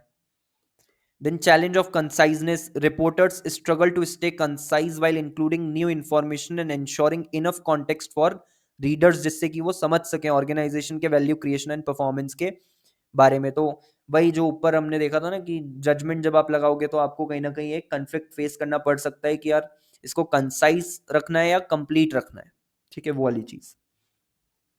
कुछ और चैलेंजेस भी हो सकते हैं, जैसे लैक ऑफ स्टैंडर्डाइजेशन. कोई स्टैंडर्ड तो है नहीं, सब ऑर्गेनाइजेशन अपना अपना तरीका यूज कर सकते हैं. रिलक्टेंस जो है वो आपको देखने को मिल सकता है ऑर्गेनाइजेशन लेवल पे, कि हम जो भी सेंसिटिव इंफॉर्मेशन है उसको डिस्क्लोज नहीं करेंगे. And then lack of importance of non financial information. Associated cost of reporting. एक तो नॉन फाइनेंशियल इंफॉर्मेशन जो है वो इतना ज्यादा अभी कोई कंसिडर नहीं करता, ठीक है, ऑब्वियसली इन्वेस्टर्स करने लगे हैं, ठीक है, बट अगर हम पब्लिक एट लार्ज की बात करें, ठीक है, हम सिलेक्टिव इन्वेस्टर्स की बात ना करें, पब्लिक एट लार्ज की बात करें, तो कहीं ना कहीं एक नॉन फाइनेंशियल इंफॉर्मेशन पे अभी भी उतना ज्यादा फोकस नहीं है. एसोसिएटेड कॉस्ट ऑफ रिपोर्टिंग मतलब ऑब्वियसली फोकस भी नहीं है लोगों का उसके ऊपर, बट हमको तो इसमें मेंशन करके बताना है, तो कॉस्ट इनकर करनी पड़ेगी और डेटा पॉइंट्स को कैप्चर करने के लिए. And difficulties with measuring and linking the sustainability performance.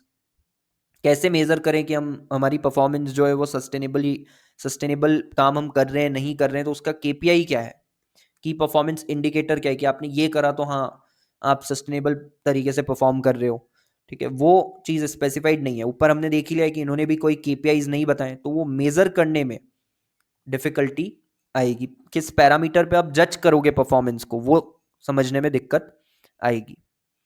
सो एक बार दोबारा से पॉइंट्स देख लेते हैं चैलेंजेस के. सबसे पहला पॉइंट है शिफ्ट फ्रॉम ट्रेडिशनल रिपोर्टिंग, ठीक है, अगर आप नहीं बोल रहे हो साथ साथ में तो आप खुद के साथ गलत कर रहे हो, आपको बाद में दिक्कत आएगी. Shift from traditional reporting, compliance complexity, lack of detailed information. Shift from traditional reporting, compliance complexity, lack of detailed information. Includes non financial data, ठीक है, includes non financial data. High expertise की रिक्वायरमेंट है, requires high expertise. Complexity in explaining business model, complexity in explaining business model. And challenge of conciseness, challenge of conciseness, ठीक है. तो ये जो अभी हमने चार चीजें पढ़ी है, सबसे पहले guiding principles, 7 guiding principles, 8 content elements. Then benefits के अंदर यहाँ पर जो है इसके भी पॉइंट्स आप लिख लो, ठीक है, 7 पॉइंट्स है बेनिफिट्स के. एंड देन उसके बाद चैलेंजेस, ठीक है, चैलेंजेस के भी कितने पॉइंट्स हैं आपके, चैलेंजेस के इसके भी 7 पॉइंट्स हैं, ठीक है.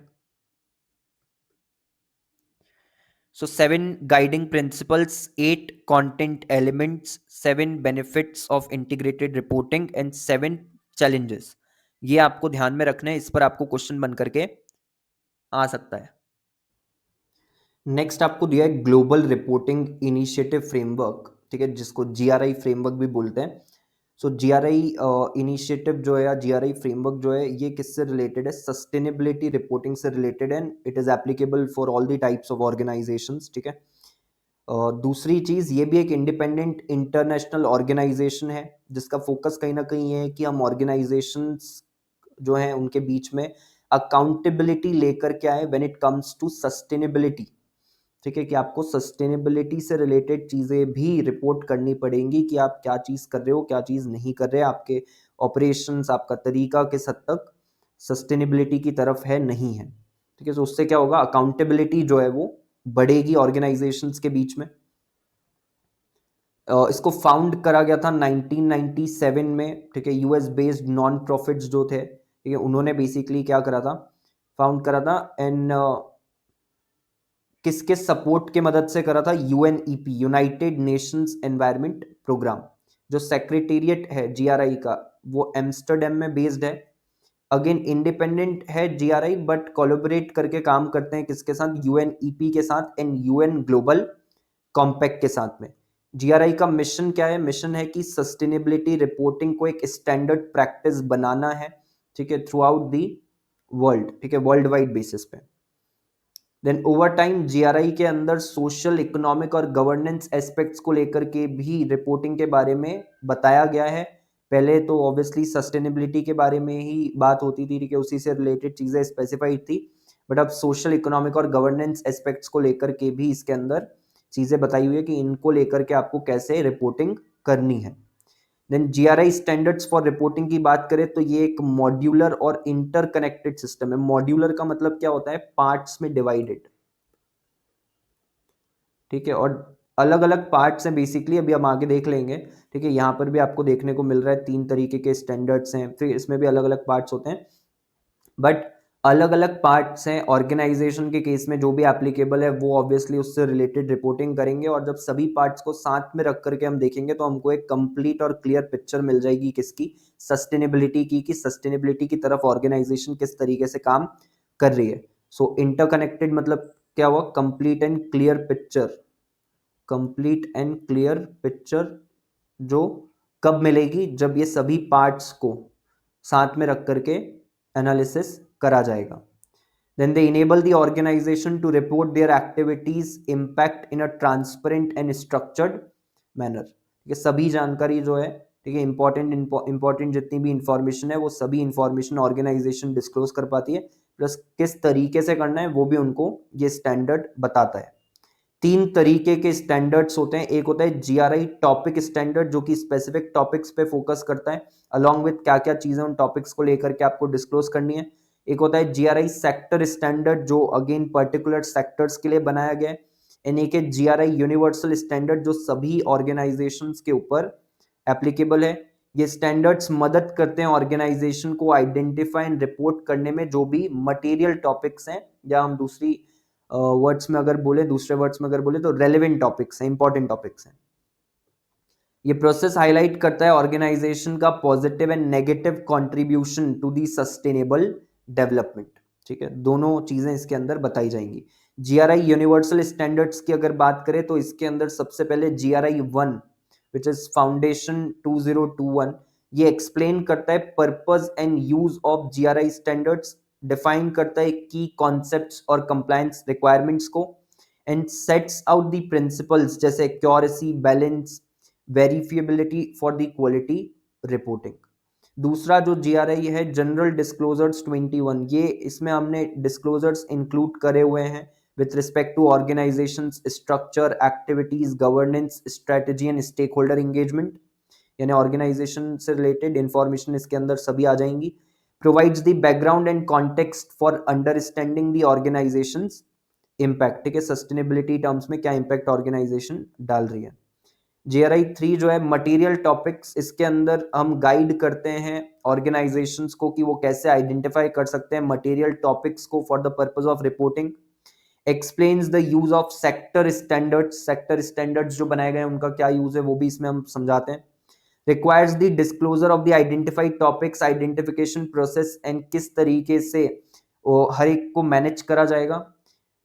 And then GRI sector standards की अगर बात करें तो जीआरआई सेक्टर स्टैंडर्ड का पर्पस क्या है? GRI sector standard aim to improve the quality, completeness and consistency of organisational reporting. Sustainability reporting basically जो है, ठीक है, उसका क्वालिटी का मतलब क्या हुआ कि बेटर से बेटर इंफॉर्मेशन, रेलेवेंट से रेलेवेंट इंफॉर्मेशन जो है वो प्रोवाइड करी जाए। कंप्लीटनेस एंड कंसिस्टेंसी आपको पता ही है, कंप्लीटनेस मतलब जो भी मटेरियल इंफॉर्मेशन है वो सभी इंफॉर्मेशन उसमें होना चाहिए, एंड कंसिस्टेंसी मतलब एक ही फॉर्मेट में एक ही तरीके से आप प्रेजेंट करते हुए आ रहे हो जिससे कि कंपेरेबिलिटी इंश्योर करी जा सके। इनिशियल फोकस इसका जो था उसमें इसको डेवलप करा गया था 40 हाई इम्पैक्ट सेक्टर्स के लिए, जिसमें oil and gas, agriculture, aquaculture, fishing ये सब इंक्लूडेड थे। मटेरियल टॉपिक्स की बात करें तो हर एक standard list topics likely to be material for most organisations in the sector and points to relevant disclosure, ठीक है, इसमें स्पेसिफाई कर दिया था कि किन किन चीज़ों को लेकर के आपको रिपोर्टिंग करनी है और उसमें भी आपको किन किन चीज़ों के बारे में डिस्क्लोजर देना है।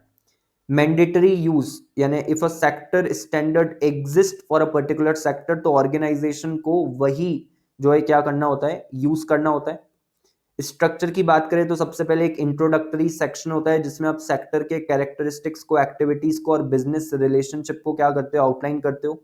देन एक मेन सेक्शन होता है जिसमें मटेरियल टॉपिक्स को और सिग्निफिकेंट सेक्टर स्पेसिफिक इंपैक्ट को लिस्ट आउट करा जाता है। एंड फिर डिस्क्लोजर गाइडेंस जो कि डायरेक्ट करता है to the related topic standards and may include additional sector specific disclosure. किस तरीके से बेसिकली आपको डिस्क्लोज करना है वो इसमें आपको बताया जाता है। देन बेसिस ऑफ डेवलपमेंट की बात करें तो टॉपिक्स एंड डिस्क्लोजर्स जो भी हैं वो किसके ऊपर बेस्ड हैं, sector specific evidence, international instruments and input from sector experts. मतलब जब आप टॉपिक स्पेसिफाई कर रहे हो, डिस्क्लोजर्स स्पेसिफाई कर रहे हो उस टॉपिक के अंदर, तो वो कैसे आपने डिसाइड करा कि इस टॉपिक के अंदर ये डिस्क्लोजर होना चाहिए, इस टॉपिक के अंदर ये डिस्क्लोजर होना चाहिए। तो एक तो वो सेक्टर के अंदर क्या क्या चीजें हैं उसको स्टडी करके, प्लस इंटरनेशनल लेवल पे क्या चीजें प्रिवेल करती हैं वो देख करके, एंड जो भी सेक्टर स्पेसिफिक एक्सपर्ट्स हैं उनसे एडवाइस लेकर के, रिकमेंडेशंस लेके। स्टेक होल्डर अलाइनमेंट की बात करें तो स्टैंडर्ड्स जो है वो ब्रॉड स्टेक होल्डर एक्सपेक्टेशंस को क्या करते हैं, रिफ्लेक्ट करते हैं कि ये ऐसी चीजें हैं जिस पर कि स्टेक होल्डर को इंफॉर्मेशन होनी चाहिए। जीआरआई टॉपिक स्टैंडर्ड्स को अगर डिटेल में पढ़ें तो GRI topic standards provide the disclosures for reporting on specific topics. Specific topics जैसे वेस्ट को लेकर के, ऑक्यूपेशनल हेल्थ एंड सेफ्टी को लेकर के, टैक्स को लेकर के, फिर इसके अंदर फर्दर क्या डिस्क्लोजर चाहिए वो भी उन्होंने बता करके रखा हुआ है। हर एक स्टैंडर्ड के अंदर इंक्लूड करा जाता है overview of the topic, specific disclosures जो कि आपको करने हैं उस टॉपिक से रिलेटेड, एंड गाइडेंस की कैसे ऑर्गेनाइजेशन मैनेज करती है इनके इम्पैक्ट्स को। ऑर्गेनाइजेशन जो है वो चूज करती है रेलेवेंट टॉपिक स्टैंडर्ड को based on the material topics जो कि उन्होंने आइडेंटिफाई करे जो उनके लिए रेलेवेंट है। एंड ये जो सिलेक्टेड स्टैंडर्ड्स है फिर इनका यूज करा जाता है सस्टेनेबिलिटी रिपोर्टिंग के लिए। ठीक है, यहाँ पर ये आपको बताए हुए इन्होंने जीआरआई स्टैंडर्ड में यूनिवर्सल स्टैंडर्ड है जीआरआई 1, 2 एंड 3 जो हमने देख लिया। देन सेक्टर स्टैंडर्ड है 11 to 18 and then topic standard में अलग अलग बताए हुए हैं। ठीक है, ये आपके लिए रेलेवेंट नहीं है टेबल, ठीक है, बट जस्ट इंफॉर्मेशन पर्पज के लिए ये। Then understanding the GRI framework, तो जो जीआरआई के रिपोर्टिंग प्रोटोकॉल्स हैं इसमें wide range of ESG issues basically cover करे गए हैं, जैसे एम्प्लॉय सेफ्टी को लेकर के आपको डिस्क्लोजर देना है, ह्यूमन राइट्स को लेकर के आपको देना है, एनवायरमेंटल मैनेजमेंट को लेकर के देना है। कंपनीज को एक्यूरेटली ट्रैक करने होते हैं अपने GHG emissions, green house gas emissions को उनको सही तरीके से ट्रैक करना होता है। ठीक है, कैसे करेंगे, प्रोडक्ट का यूसेज मॉनिटर करके, chemical inventory and control technologies को मॉनिटर करके। कंट्रोल टेक्नोलॉजीज मतलब जैसे फॉर एग्जांपल जो चिमनी होती है फैक्ट्री की, ठीक है, वहां पर आपने अगर कोई एयर फिल्टर लगा करके रखा हुआ है तो वो किस तरीके से काम कर रहा है, ठीक है, कितना जीएचजी एमिशंस उसके थ्रू हो रहा है, वो सब इसके अंदर आ जाएगा। Similar tracking is required for water consumption also, waste also and hazardous waste generation also। कितना वाटर आप कंज्यूम कर रहे हो, कितना वेस्ट हो रहा है, कितना हैजार्डस वेस्ट आपने जनरेट करा है, ठीक है, जो नुकसान पहुंचा सकता है एनवायरनमेंट को।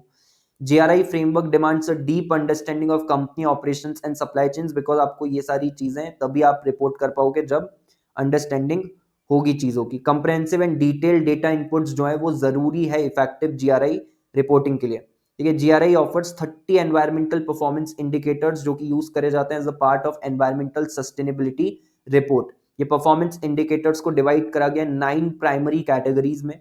कौन कौन सी कैटेगरी है, मटेरियल, मटेरियल्स का यूज कैसे कर रहे हो आप, जिसमें रॉ मटेरियल्स आ जाएंगे जैसे कि natural resources, manufactured chemicals, materials जो कि आपको चाहिए होते हैं मैन्युफैक्चरिंग करने के लिए, as well as packaging materials और जो रिसाइकल्ड प्रोडक्ट कंटेंट है, जैसे फॉर एग्जांपल फोन की बैटरीज हो गई, ठीक है, डिस्प्ले हो गया, ठीक है, जो भी उसमें आप चीजें यूज कर रहे हो कंपोनेंट्स वो रिसाइकल हो सकते हैं, तो वो जो है वो भी इसके अंदर कवर हो जाएगा। बट ये आप कैसे कर रहे हो वो भी आपको इसके अंदर बताना पड़ेगा। एनर्जी के अंदर कैसे आप डायरेक्ट और इनडायरेक्ट एनर्जी को कंज्यूम कर रहे हो, रिन्यूएबल एनर्जी कितना आप यूज कर रहे हो, जैसे विंड, सोलर, जियोथर्मल, क्या आपने एफर्ट्स बेसिकली लिए to reduce the energy requirements through more energy efficient processes. ठीक है, एनर्जी सेव करने के लिए, कम उसका यूज करने के लिए कुछ प्रोसेसेस अगर आपने डिप्लॉय करी हैं तो वो भी आपको इसके अंदर बताना पड़ेगा। वाटर के टर्म्स में देखें तो covers the total amount of water जो कि विड्रॉ करा जा रहा है वाटर सोर्सेज से, एंड कंपनी का impact on those water sources as well as the percentage and total volume of water जो कि आपने रिसाइकल या रीयूज करा है। बायोडाइवर्सिटी, रिसाइकल मतलब जो वेस्ट वाटर होता है वो आपने ट्रीट करके दोबारा यूज कर लिया। बायोडाइवर्सिटी का मतलब प्रोवाइड्स इंफॉर्मेशन रिगार्डिंग कंपनी का impact on the biodiversity of the adjacent या नियर बाय प्रोटेक्टेड एरियाज। जैसे मैंने बताया कि फैक्ट्री से अगर एक हार्मफुल केमिकल आप रिलीज कर रहे हो, चाहे वो वाटर में आप डिस्चार्ज कर रहे हो या एयर में डिस्चार्ज कर रहे हो, तो उससे आसपास की जो बायोडाइवर्सिटी है, फ्लोरा है, फोना है, उस पर क्या असर पड़ रहा है, एनिमल्स पे, प्लांट्स पे क्या असर पड़ रहा है, वो आ जाएगा इसके अंदर। Then emissions, effluents and waste, इसमें टोटल वेट आ जाएगा डायरेक्ट और इनडायरेक्ट एमिशन का of GHGs, ozone depleting emissions, ठीक है, एनओएक्स, एसओएक्स, ये सब इसके अंदर आएंगे। Other air emissions by type आपको इसके अंदर बताना पड़ेगा, ठीक है। जैसे जीएचजी के टर्म्स में अगर हम देखें तो आपने 2 टन CO2 जो है वो रिलीज करा एयर में, तो इस तरीके से आपको बताना है, ठीक है। जो वेट है ना, वेट का मतलब कितना वॉल्यूम आपने रिलीज करा है। Total water discharge by quality and destination, bye quality and destination का मतलब है किस तरीके का पानी आपने डिस्चार्ज करा है, जो भी वाटर बॉडी है उसके अंदर, और कहाँ करा आपने, ठीक है, कहाँ वो डिस्चार्ज करा। टोटल वेट ऑफ वेस्ट जो आपने जनरेट करा है, ठीक है, और किस तरीके का वेस्ट है वो, उसको डिस्पोज ऑफ कैसे करा आपने। Total weight of treated, transported या imported hazardous waste, as well as percentage of waste जो कि आपने शिप कर दिया internationally. Then total volume and number of spills on and off site, अगर कोई स्पिल्स हुए, स्पिल ऑफ हुए, जैसे आपने सुना होगा कि ऑयल स्पिल ऑफ हो जाता है, ठीक है, लीकेज हो जाता है, तो वो सब भी इसके अंदर आ जाएगा, बिकॉज जो स्पिल ऑफ हो जाता है ना वो वेस्ट हो जाता है फिर, ठीक है, तो वो भी उसकी उसकी भी इसके अंदर जो है रिपोर्टिंग आपको करनी है। Then products and services provides the percentage of products जो कि आपने बेचे हैं, एंड पैकेजिंग मटेरियल्स जो कि आपने रिक्लेम या रिसाइकल करा है। कंप्लायंस में provides the total monetary value of non compliance fines and number of non compliance, ठीक है, जो आपको फेस करनी पड़ी है। ट्रांसपोर्ट में describes the impact of transporting the materials and finished product, जब आप ट्रांसपोर्ट कर रहे हो तो भी तो क्या हो रहा है, एयर पॉल्यूशन कॉज हो रहा है, नॉइस पॉल्यूशन कॉज हो रहा है, तो वो भी बताओ इसके अंदर, ठीक है, तो काफी ज्यादा डिटेल है। ओवरऑल की बात करें तो provides the total values of environmental protection expenses and investment, क्या एक्सपेंसेस और क्या इन्वेस्टमेंट आपने करे हैं उसकी तरफ, वो भी आपको बताना पड़ेगा। रिपोर्टिंग प्रोसेस की अगर बात करें जीआरआई फ्रेमवर्क में, तो GRI 1 is the starting point for all the organisations reporting, ठीक है। इसमें सबसे पहले आता है identifying and assessing the impacts, ठीक है, यहां लिखा है ना GRI standards, in that it lays out key concepts and principles and lists the requirements for reporting in accordance with the GRI standards। सबसे पहले क्या करेंगे, आइडेंटिफाई एंड असेस करेंगे इम्पैक्ट को। सो इम्पैक्ट आइडेंटिफिकेशन, ऑर्गेनाइजेशन को रेगुलरली आइडेंटिफाई और assess करना है जो भी उनके इम्पैक्ट्स हैं, ठीक है, एनवायरमेंट के ऊपर, सोसाइटी के ऊपर, इकोनॉमिक टर्म्स में, ठीक है, अब तो एक्सपांड हो गया ना स्कोप, तो सभी एस्पेक्ट्स इसमें कवर हो जाएंगे। रोल ऑफ सेक्टर स्टैंडर्ड्स में, सेक्टर स्टैंडर्ड्स हेल्प करेंगे to identify the relevant impacts by outlining the typical sector specific characteristic, मतलब उस पर्टिकुलर सेक्टर के अंदर किस तरीके का आपका इंपैक्ट है। Then organisation should review these impacts and determine कि क्या ये उनके ऊपर अप्लाई होते या नहीं होते। Then understand the organisation's context is essential, जिससे कि हम वो इंपैक्ट्स की सिग्निफिकेंस को जो है आइडेंटिफाई कर पाए, असेस कर पाए, ठीक है। Then support from GRI standards, GRI 2 provide करेगा detailed disclosure requirements, and GRI 3 जो है वो ऑफर करेगा स्टेप बाय स्टेप गाइड, जिससे आप आइडेंटिफाई और असेस कर सकते हो इंपैक्ट्स को एंड डिटरमाइन कर सकते हो उनकी इंपॉर्टेंस को। देन प्रायोरिटाइज करा जाएगा इंपैक्ट्स को, एक बार असेस कर लिया उसके बाद उनको प्रायोरिटाइज करेंगे। इंपैक्ट्स को ग्रुप करा जाएगा ब्रॉडर टॉपिक्स में, जैसे वाटर, चाइल्ड लेबर, फिर उसमें भी हम देखेंगे कि वाटर पे आपने क्या इंपैक्ट्स डाले हैं मल्टीपल, चाइल्ड लेबर में क्या क्या हो रहा है, ठीक है, which helps to identify the material topics. Documentation requirement, इसमें ऑर्गेनाइजेशन को डॉक्यूमेंट कर लेना है कि उन्होंने कैसे डिटरमाइन करा मटेरियल टॉपिक्स को, ठीक है। Then use of sector standards for material topics, organisation को कंपेयर करना है सिलेक्टेड मटेरियल टॉपिक्स को with those in the relevant sector standard, ये इंश्योर करेगा कि कोई भी की सेक्टर स्पेसिफिक टॉपिक जो है वो आपका छूट ना जाए। If a sector standard exist, तो उसका जो यूज है वो मैंडेटरी है जीआरआई कंप्लायंट रिपोर्टिंग के लिए, तो पहले भी हमने देख लिया। Supplementary role of sector standards, ठीक है, सेक्टर स्टैंडर्ड्स जो है वो रिप्लेस नहीं करते हैं the need for an organisation to assess its own context, जब वो डिटरमाइन कर रहे हैं मटेरियल टॉपिक को। तो मतलब बेसिकली और भी चीजें इसमें इंक्लूड हो सकती है क्या? द आंसर इज यस, करी जा सकती है। रिपोर्टिंग डिस्क्लोजर्स के अंदर एक बार ऑर्गेनाइजेशन ने आइडेंटिफाई कर ले मटेरियल टॉपिक्स, तो फिर वो रेलेवेंट डेटा उससे क्या करेंगे? कलेक्ट करेंगे हर एक टॉपिक के लिए। सेक्टर स्टैंडर्ड्स के अंदर स्पेसिफिक डिस्क्लोजर्स लिखे हुए हैं फ्रॉम दी टॉपिक स्टैंडर्ड्स, जो कि सेक्टर के ऊपर एप्लीकेबल है। एडिशनल सेक्टर स्पेसिफिक डिस्क्लोजर जो है वो भी करे जा सकते हैं, ऑर्गेनाइजेशन कर सकती है, प्रोवाइडेड कि वो क्या होने चाहिए? रेलेवेंट होने चाहिए। Topic standards outline the exact information जो कि चाहिए जिससे आप जीआरआई स्टैंडर्ड से कंप्लाई कर सको। Disclosures from GRI 2 and GRI 3 जो है वो साथ में वर्क करेगा विद टॉपिक स्टैंडर्ड्स, जिससे कि एक स्ट्रक्चर्ड रिपोर्टिंग फ्रेमवर्क प्रोवाइड करा जा सके। ऑर्गेनाइजेशन जो है वो ओमिट कर सकती है सर्टेन डिस्क्लोजर्स को अगर उनके पास वैलिड रीजन है, प्रोवाइडेड कि उनको वो ओमिशन जो है वो एक्सप्लेन करना पड़ेगा। Alongside the required disclosure recommendations और गाइडेंस जो है वो प्रोवाइड करी जाएगी, जिससे कि रिपोर्ट की क्वालिटी और ट्रांसपेरेंसी को क्या करा जा सके? एनहांस करा जा सके। Then reporting in accordance with the GRI standard, इसमें लिखा है जीआरआई स्टैंडर्ड जो है वो ऑर्गेनाइजेशन को रिपोर्ट करने देते हैं either on all the significant impacts और फोकस ऑन स्पेसिफिक टॉपिक्स। ठीक है, तो जो रेलेवेंट है उस पर आप कर दो। अगर क्लाइमेट चेंज रेलेवेंट है, आप जिस इंडस्ट्री में ऑपरेट कर रहे हो, सेक्टर में ऑपरेट कर रहे हो, उसके लिए तो आप मेंशन करो उसके बारे में। चाइल्ड लेबर है तो उसके बारे में मेंशन करो। GRI recommends reporting in accordance with GRI standards covering all the material topics, impacts and management। ठीक है, देन ये जो अप्रोच है इससे कंप्रेहेंसिव व्यू मिलता है ऑर्गेनाइजेशन के की economic, environmental and social impacts का। ठीक है, and if full compliance is not possible या organisation only needs to report the specific information, तो वो क्या कर सकते हैं? सिलेक्टेड जीआरआई स्टैंडर्ड्स का भी यूज कर सकते हैं एंड रिपोर्ट कर सकते हैं with reference to the GRI standards. ठीक है, तो ऐसा नहीं होगा कि आप तभी यूज कर पाओगे जीआरआई स्टैंडर्ड जब सारी चीजें आपके ऊपर एप्लीकेबल है, ऐसा नहीं है। ठीक है, उन्होंने हर एक चीज को लेकर के बना दिया, सेक्टर वाला भी बना दिया, टॉपिक वाला भी बना दिया, यूनिवर्सल वाला भी बना दिया। जिसके लिए यूनिवर्सल रेलेवेंट है वो यूनिवर्सल वालों का यूज कर ले, जिसके लिए टॉपिक वाले रेलेवेंट है वो टॉपिक वाले का कर ले। इसलिए वो जीआरआई टेबल में जो आप अलग अलग देख रहे थे ना स्टैंडर्ड, तो depending on that you can choose. Navigating a report, GRI based report जो है वो पब्लिश करी जा सकती है मल्टीपल फॉर्मेट्स में, electronic, paper based and locations, चाहे सस्टेनेबिलिटी रिपोर्ट की बात हो, वेबसाइट की बात हो या एनुअल रिपोर्ट की बात हो, आप कहीं पर भी इंक्लूड कर सकते हो। सस्टेनेबिलिटी रिपोर्ट बना के उसके अंदर आप मेंशन कर दो, वेबसाइट के ऊपर आप लिंक डाल दो, एनुअल रिपोर्ट में मेंशन कर दो। सारी रिपोर्ट्स जो हैं वो कहीं ना कहीं उसमें इंक्लूड होना चाहिए जीआरआई कंटेंट इंडेक्स।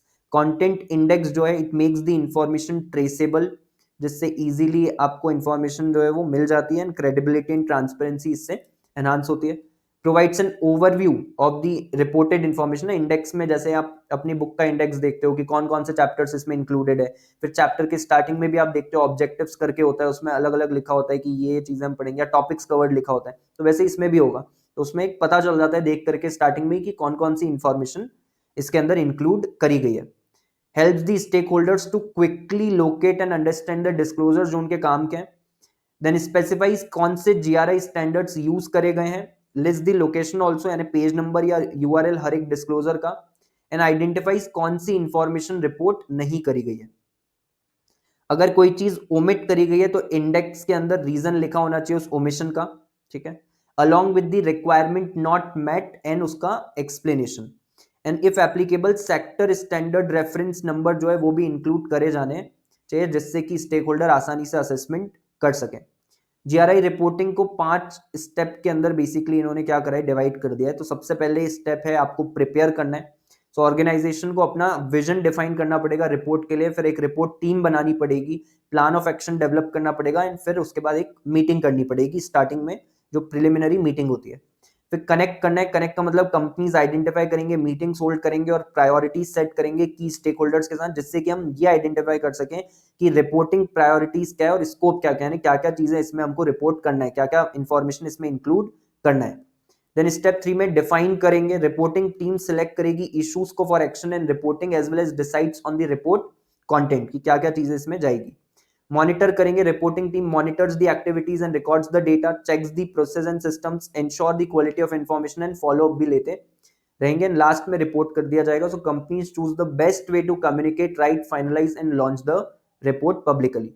इस पे क्वेश्चन आपको आ सकता है, तो आप ये ध्यान में रखो, prepare, connect, define, monitor and report. ठीक है, सो ये हो गया एक दूसरा आपका जो यहाँ पर हमने ऊपर ये चीज़ पढ़ी है, identifying and assessing the impact. ठीक है, ये जो रिपोर्टिंग प्रोसेस थी ये आपको आ सकता है। ठीक है, इम्पैक्ट वाली चीज़, फिर reporting the disclosures, then reporting in accordance with GRI standards, then making a report. ठीक है, इस पे क्वेश्चन आपको बन के आ सकता है। ये जो आपका कंटेंट इंडेक्स है ये कैसे मदद करता है, इस पे क्वेश्चन बन के आ सकता है। उसके बाद ये जो आपकी 9 प्राइमरी कैटेगरीज है इस पे क्वेश्चन आ सकता है। ठीक है, एंड फिर जीआरआई टॉपिक स्टैंडर्ड्स के बारे में शॉर्ट नोट पूछ सकते हैं आपसे, जीआरआई सेक्टर स्टैंडर्ड्स के बारे में पूछ सकते हैं। ठीक है, जीआरआई यूनिवर्सल स्टैंडर्ड के ऊपर आपको शॉर्ट नोट पूछा जा सकता है। ठीक है, तो ये शॉर्ट नोट्स के पर्सपेक्टिव से आप ध्यान रखोगे। बाकी इनके हिसाब से वो पूछते हैं कि जीआरआई के ऊपर ही शॉर्ट नोट लिखो, तो फिर आप कुछ पॉइंट्स यहां से और कुछ पॉइंट्स जीआरआई स्टैंडर्ड से इंक्लूड कर दोगे शॉर्ट में तो भी काम हो जाएगा। ठीक है, नेक्स्ट टॉपिक है business responsibility and sustainability reporting. इसके अंदर इन्होंने ये बताया कि सस्टेनेबिलिटी रिपोर्ट जो है वो क्या चीज़ कम्युनिकेट करती है, economic, environmental and social impact organisation की एक्टिविटीज़ का, along with the values of the organization, the governance model and strategy towards sustainable development जो कि ऑर्गेनाइजेशन ने अडॉप्ट करके रखी हुई है या वो फॉलो कर रहे हैं। ठीक है, पर्पस क्या होता है सस्टेनेबिलिटी रिपोर्टिंग का? ठीक है, इसको नॉन फाइनेंशियल रिपोर्टिंग भी बोलते हैं, and it informs the stakeholders about the ESG impacts of a company's operations. ESG terms में कंपनी के ऑपरेशंस का इम्पैक्ट क्या है वो बेसिकली हम इसमें क्या करते हैं, कम्युनिकेट करते हैं। Then companies are increasingly integrating ESG considerations into their business strategies and they are often rewarded by the market for disclosing sustainability efforts। ठीक है, कैसे रिवॉर्ड करा जाता है बाय द मार्केट? इनके लिए इजी हो जाता है कैपिटल रेस करना। ठीक है, अपनी ब्रांड को बूस्ट करना आसान हो जाता है, रेप्यूटेशन जो है एनहांस होती है, गुडविल एनहांस होती है, तो जो कस्टमर लॉयलिटी है, एम्प्लॉय लॉयलिटी है, वो सब भी बढ़ जाता है। ग्लोबल मोमेंटम की बात करें तो सस्टेनेबिलिटी रिपोर्टिंग जो है वो रैपिडली इवॉल्व हो रही है due to growing awareness of climate change and sustainable development along with the increased pressure from investors for transparency। ठीक है, ज़्यादातर इन्वेस्टर्स भी आजकल उन्हीं कंपनीज को प्रेफर करते हैं जो सस्टेनेबिलिटी की तरफ कुछ ना कुछ स्टेप्स ले रही हो या सस्टेनेबल डेवलपमेंट की तरफ कुछ ना कुछ कंट्रीब्यूट कर रही हो। बाकी जो ग्लोबल कंसर्न्स हैं जैसे क्लाइमेट चेंज हो गया, ग्लोबल वार्मिंग हो गया, ठीक है, ये सारी चीज़ जो है इन्होंने तो प्रेशर क्रिएट करा ही है कि जितनी भी कंपनीज या ऑर्गेनाइजेशंस हैं उनको जो सस्टेनेबल डेवलपमेंट है उसकी तरफ फोकस करना है।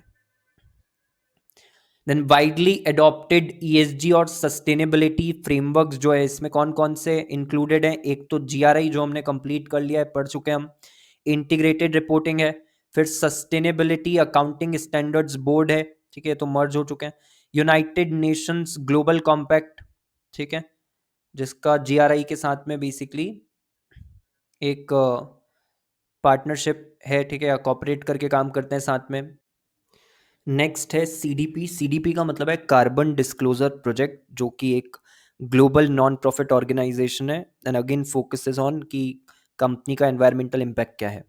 एंड आईएसओ 26000 जो कि वॉलंटरी गाइडेंस है ऑन सोशल रिस्पॉन्सिबिलिटी। ठीक है, सो ये सब ग्लोबल फ्रेमवर्क्स हैं, ठीक है, regarding sustainability reporting. Then many countries have made ESG disclosures mandatory, ठीक है, जिससे कि प्रमोट करा जा सके रिस्पॉन्सिबल बिजनेस कंडक्ट। बीआरएसआर जो है उसका फोकस किस चीज़ पे, स्टैंडर्डाइज करने पे और क्वांटिटेटिव ईएसजी डिस्क्लोजर्स पे। ठीक है, इससे कहीं ना कहीं एनहांस कर पाएंगे comparability in terms of sustainable performance. ठीक है, किसके बीच में? कंपनी सेक्टर्स और टाइम के बीच में। टाइम का मतलब क्या हुआ कि दो टाइम फ्रेम पे आप कंपैरिजन कर सकते हो, पिछले साल क्या हुआ था, इस साल क्या हो रहा है।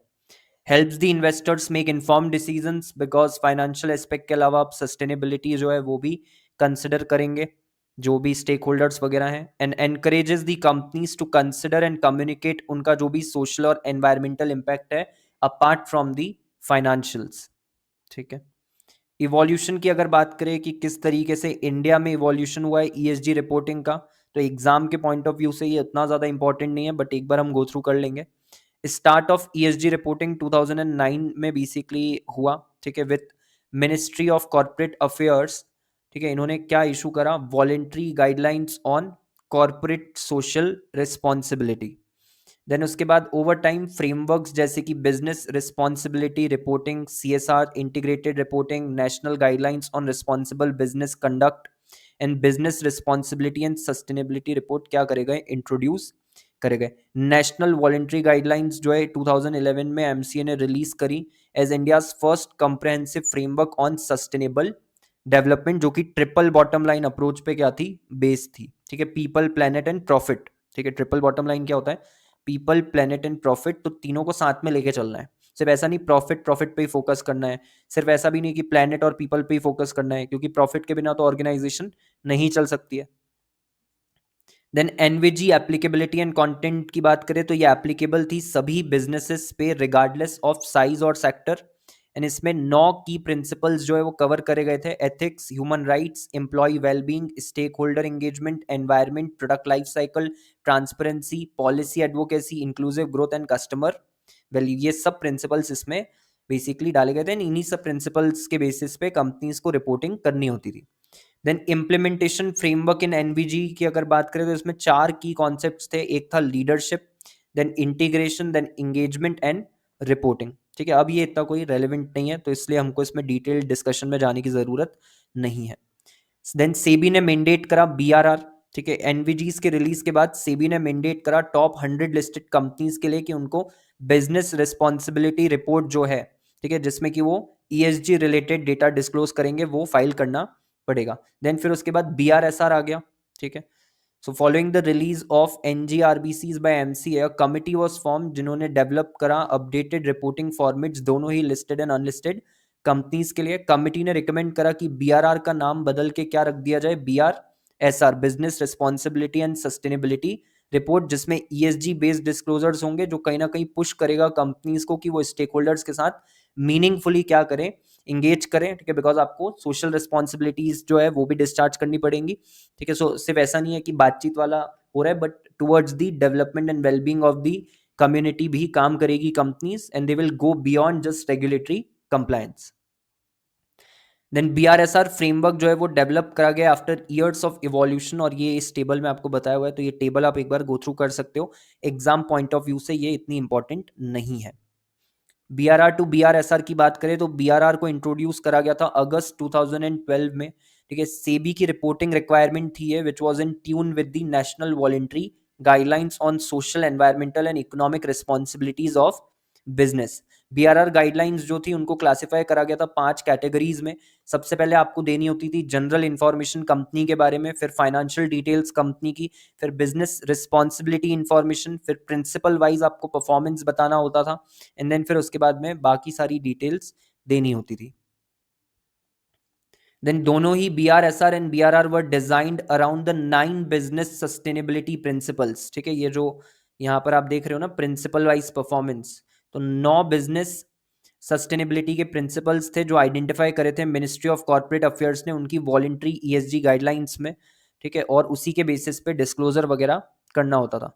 बट बीआरआर को अच्छे तरीके से रिसीव नहीं करा गया by the companies since it based it's ESG disclosure requirements almost entirely on the 9 sustainability principles from the MCA ESG guidelines and provided very little meaningful ESG data.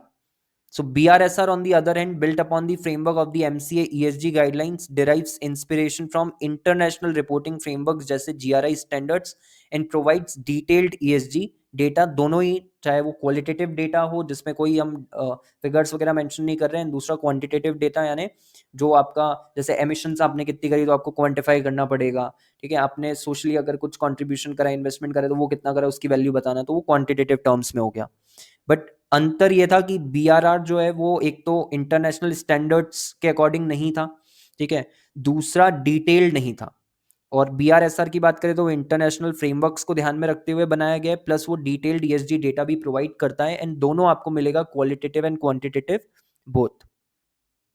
बीआरआर versus BRSR का एक comparison दिया हुआ है इन्होंने, ठीक है, कि section A जो है बेसिकली बीआरआर का, उसमें हम general information about the company की बात करते थे, यहाँ पर भी सेम है, बट डिस्क्लोजर्स जो है वो थोड़े से डिटेल्ड कर दिए गए, बढ़ा दिए गए। फिर second financial details of the company थी सेक्शन बी में, ठीक है, यहाँ पर वो पार्ट 1 और 4 कर दिया of section A.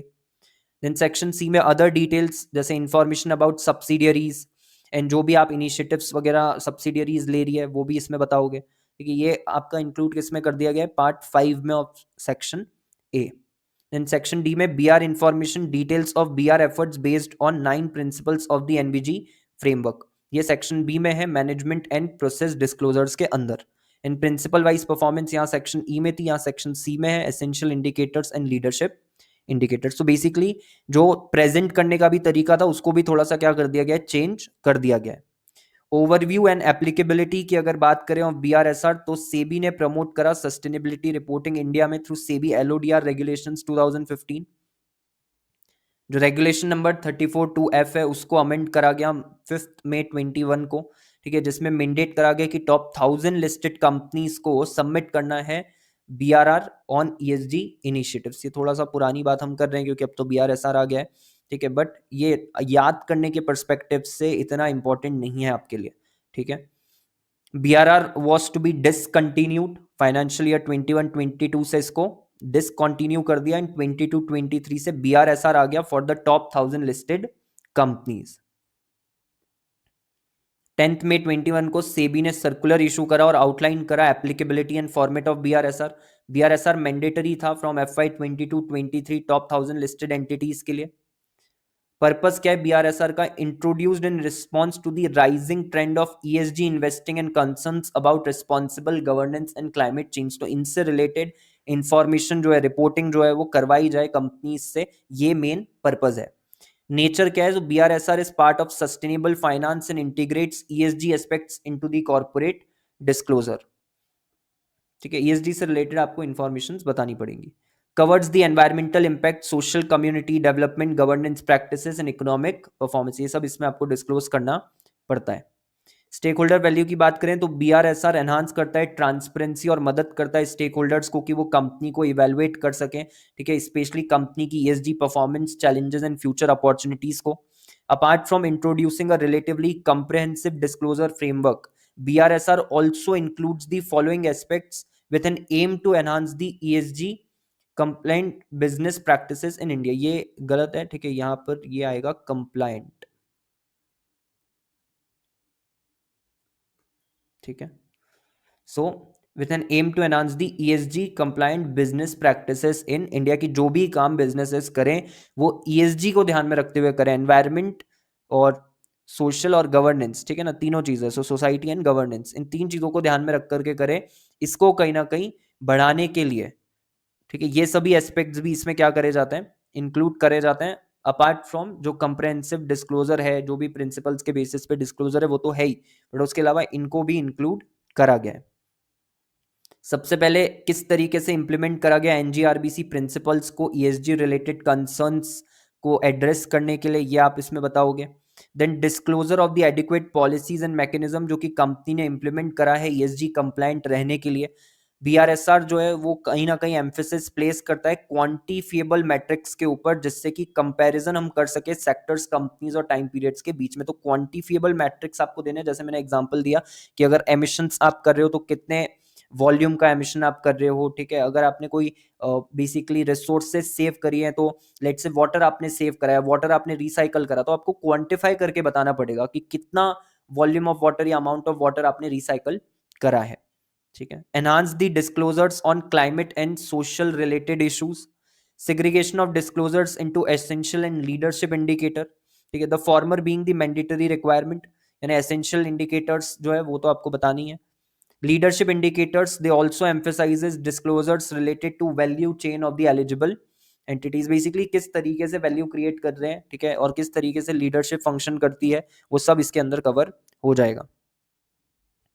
BRSR allows the interplay for organisations जो कि ऑलरेडी पब्लिश कर रहे हैं sustainability reports under the other internationally recognised frameworks, ठीक है। तो बेसिकली अगर आप दूसरे कोई फ्रेमवर्क्स का यूज करके कर रहे हो तो वही आपको बेसिकली BRSR भी, अगर हम देखें, अगर कोई ऑलरेडी GRI का यूज करके सस्टेनेबिलिटी रिपोर्टिंग कर रहा है, ठीक है, कोई भी कंपनी, तो उसको एज सच कोई दिक्कत नहीं आने वाली BRSR के अंदर, because BRSR is again based on GRI standards, ठीक है। तो एक तरीके से वही इंटरनेशनल फ्रेमवर्क्स का ही यूज कर रहे हैं हम, ठीक है, इंडिया के अंदर BRSR हमने जो क्रिएट करा है वो उसी का यूज करके करा है।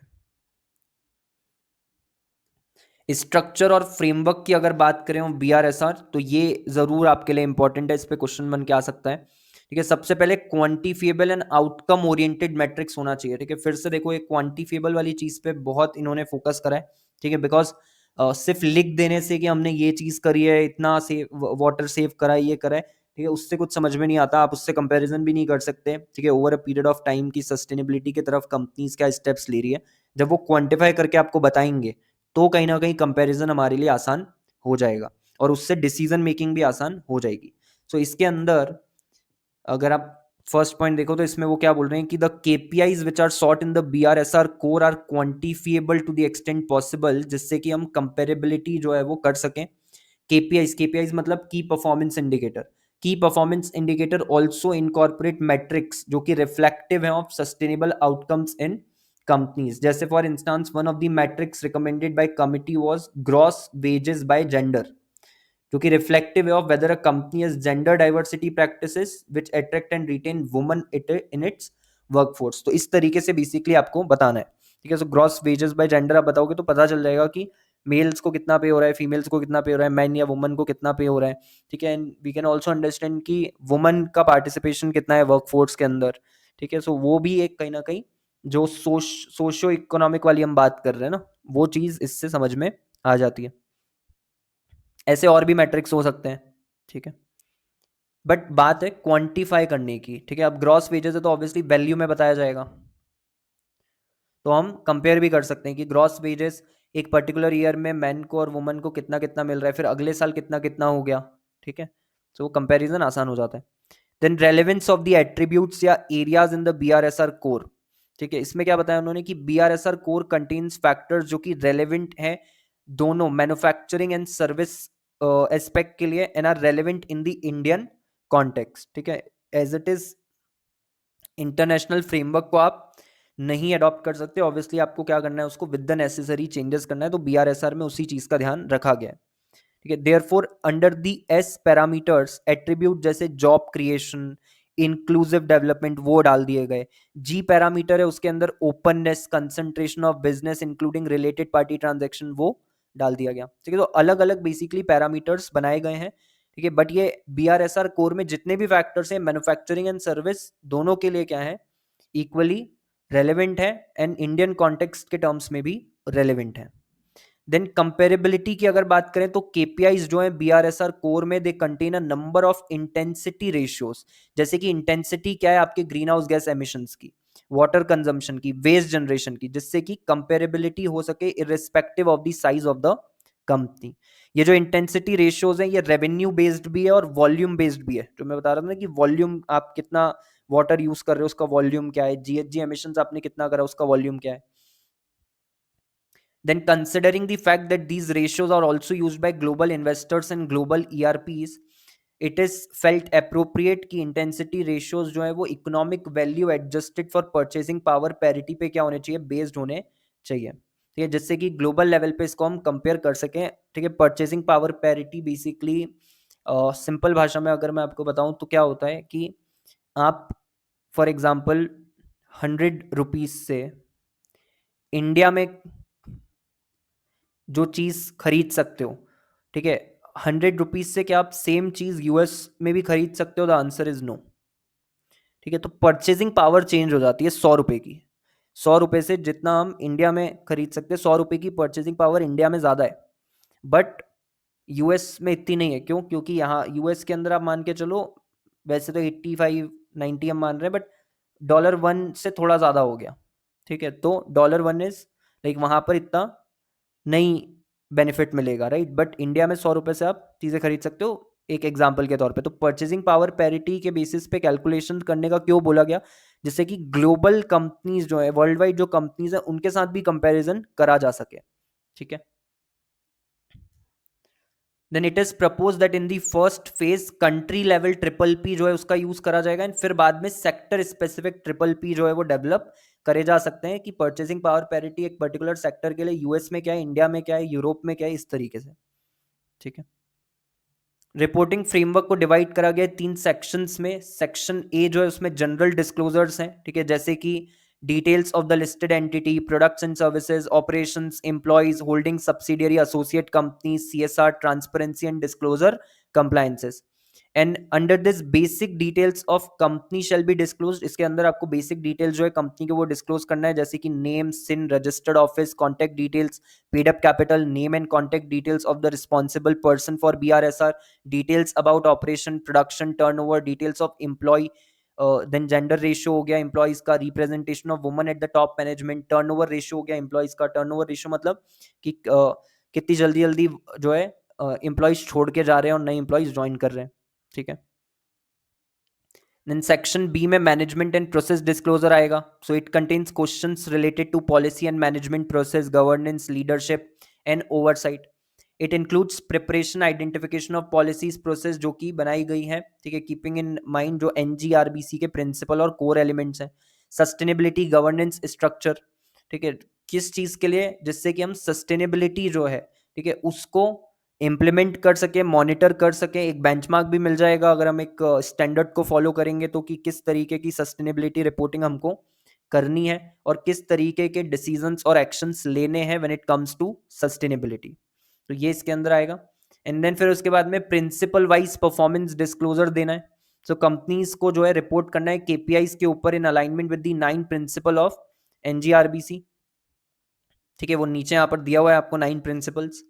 This section classifies KPIs into 2 सब कैटेगरीज, ठीक है, जिस पर कंपनीज को रिपोर्टिंग करनी है। सबसे पहले एसेंशियल इंडिकेटर्स जो कि मैंडेटरी है, ये ऊपर भी एक लाइन हमने पढ़ी थी कि essential indicators, the former one being the mandatory one, ठीक है। सो एसेंशियल इंडिकेटर्स मैंडेटरी हैं। KPIs इसके अंदर जो आएंगी वो आएगा include data on training programs जो कंडक्ट करे गए हैं, environmental data on energy, emissions, water and waste, social impact जो जनरेट करा है कंपनी ने, ये सब इसके अंदर आ जाएगा। लीडरशिप इंडिकेटर्स में companies are expected to comply with these indicators for better accountability and responsible purpose. इसमें कुछ KPIs क्या क्या आएंगी, जैसे life cycle assessment, details on conflict management policy, additional data on biodiversity, breakup of energy consumption, scope 3 emission, supply chain disclosure, ये सब इसके अंदर आएगा। तो एसेंशियल इंडिकेटर्स जो है वो मैंडेटरी है, लीडरशिप इंडिकेटर्स जो है वो वॉलेंट्री है, और हर एक इंडिकेटर के अंदर जो जो डेटा पॉइंट्स आपको इंक्लूड करने हैं उसके भी एग्जांपल्स इन्होंने बता दिए हैं। 9 प्रिंसिपल्स की अगर बात करें NGRBC के, तो यहां पर आप देखो सबसे पहला जो प्रिंसिपल है वो है बिजनेसेस को कंडक्ट करना है और गवर्न करना है खुद को विद इंटीग्रिटी एंड इस तरीके से जो एथिकल, ट्रांसपेरेंट और अकाउंटेबल होना चाहिए, ठीक है। जैसे डिटेल डिस्क्रिप्शन आपको देना है नंबर ऑफ ट्रेनिंग्स और अवेयरनेस प्रोग्राम का on any of the principles जो आपने हेल्ड करे हैं बोर्ड के लिए, KMP के लिए, एम्प्लॉयज या वर्कर्स के लिए, fine, penalties, punishment, award, compounding fees, settlement जो पे करा है वो, नंबर ऑफ कंप्लेंट्स जो रिसीव हुई है, एंटी करप्शन से रिलेटेड डिटेल्स। प्रिंसिपल 2 की बात करें तो businesses should provide goods and services in a manner जो कि सस्टेनेबल एंड सेफ होना चाहिए, जैसे disclose the percentage of R&D and capital expenditure investment, then disclose the procedure on sustainable sourcing, life cycle assessment की details, extended producer responsibility की से related आपको क्या करना है, डिस्क्लोजर जो है वो इसमें प्रोवाइड करना है। देन प्रिंसिपल 3 जो है वो है बिजनेसेस को रिस्पेक्ट और प्रमोट करना है वेलबींग सभी इंप्लॉइज का, including those in their value chains, यानी डिटेल्ड मेजर जो कि एंटिटी ने लिए अपने इंप्लॉइज के लिए, जो रिटायरमेंट बेनिफिट्स उनको दिए जा रहे हैं, ठीक है। इन केस इसमें से कोई सा भी पॉइंट आपको क्लियर नहीं है तो प्लीज मेरे साथ डिस्कस कर लेना, ठीक है। मैं कुछ कुछ पॉइंट समझाते जा रहा हूँ, बट इन केस कुछ आपको क्लियर नहीं हो रहा है तो आप मेरे साथ ये डिस्कस कर लेना। Then businesses should respect the interest of and be responsive to all its stakeholders, सभी के इंटरेस्ट का ध्यान रखना है ऑब्वियसली बिजनेस को, ठीक है। सो डिस्क्लोजर अबाउट द प्रोसेस जो यूज करते हैं हम for identifying the key stakeholder group, कैसे हम आइडेंटिफाई करते हैं कि हाँ ये स्टेक होल्डर हमारे लिए जरूरी है, रेलेवेंट है,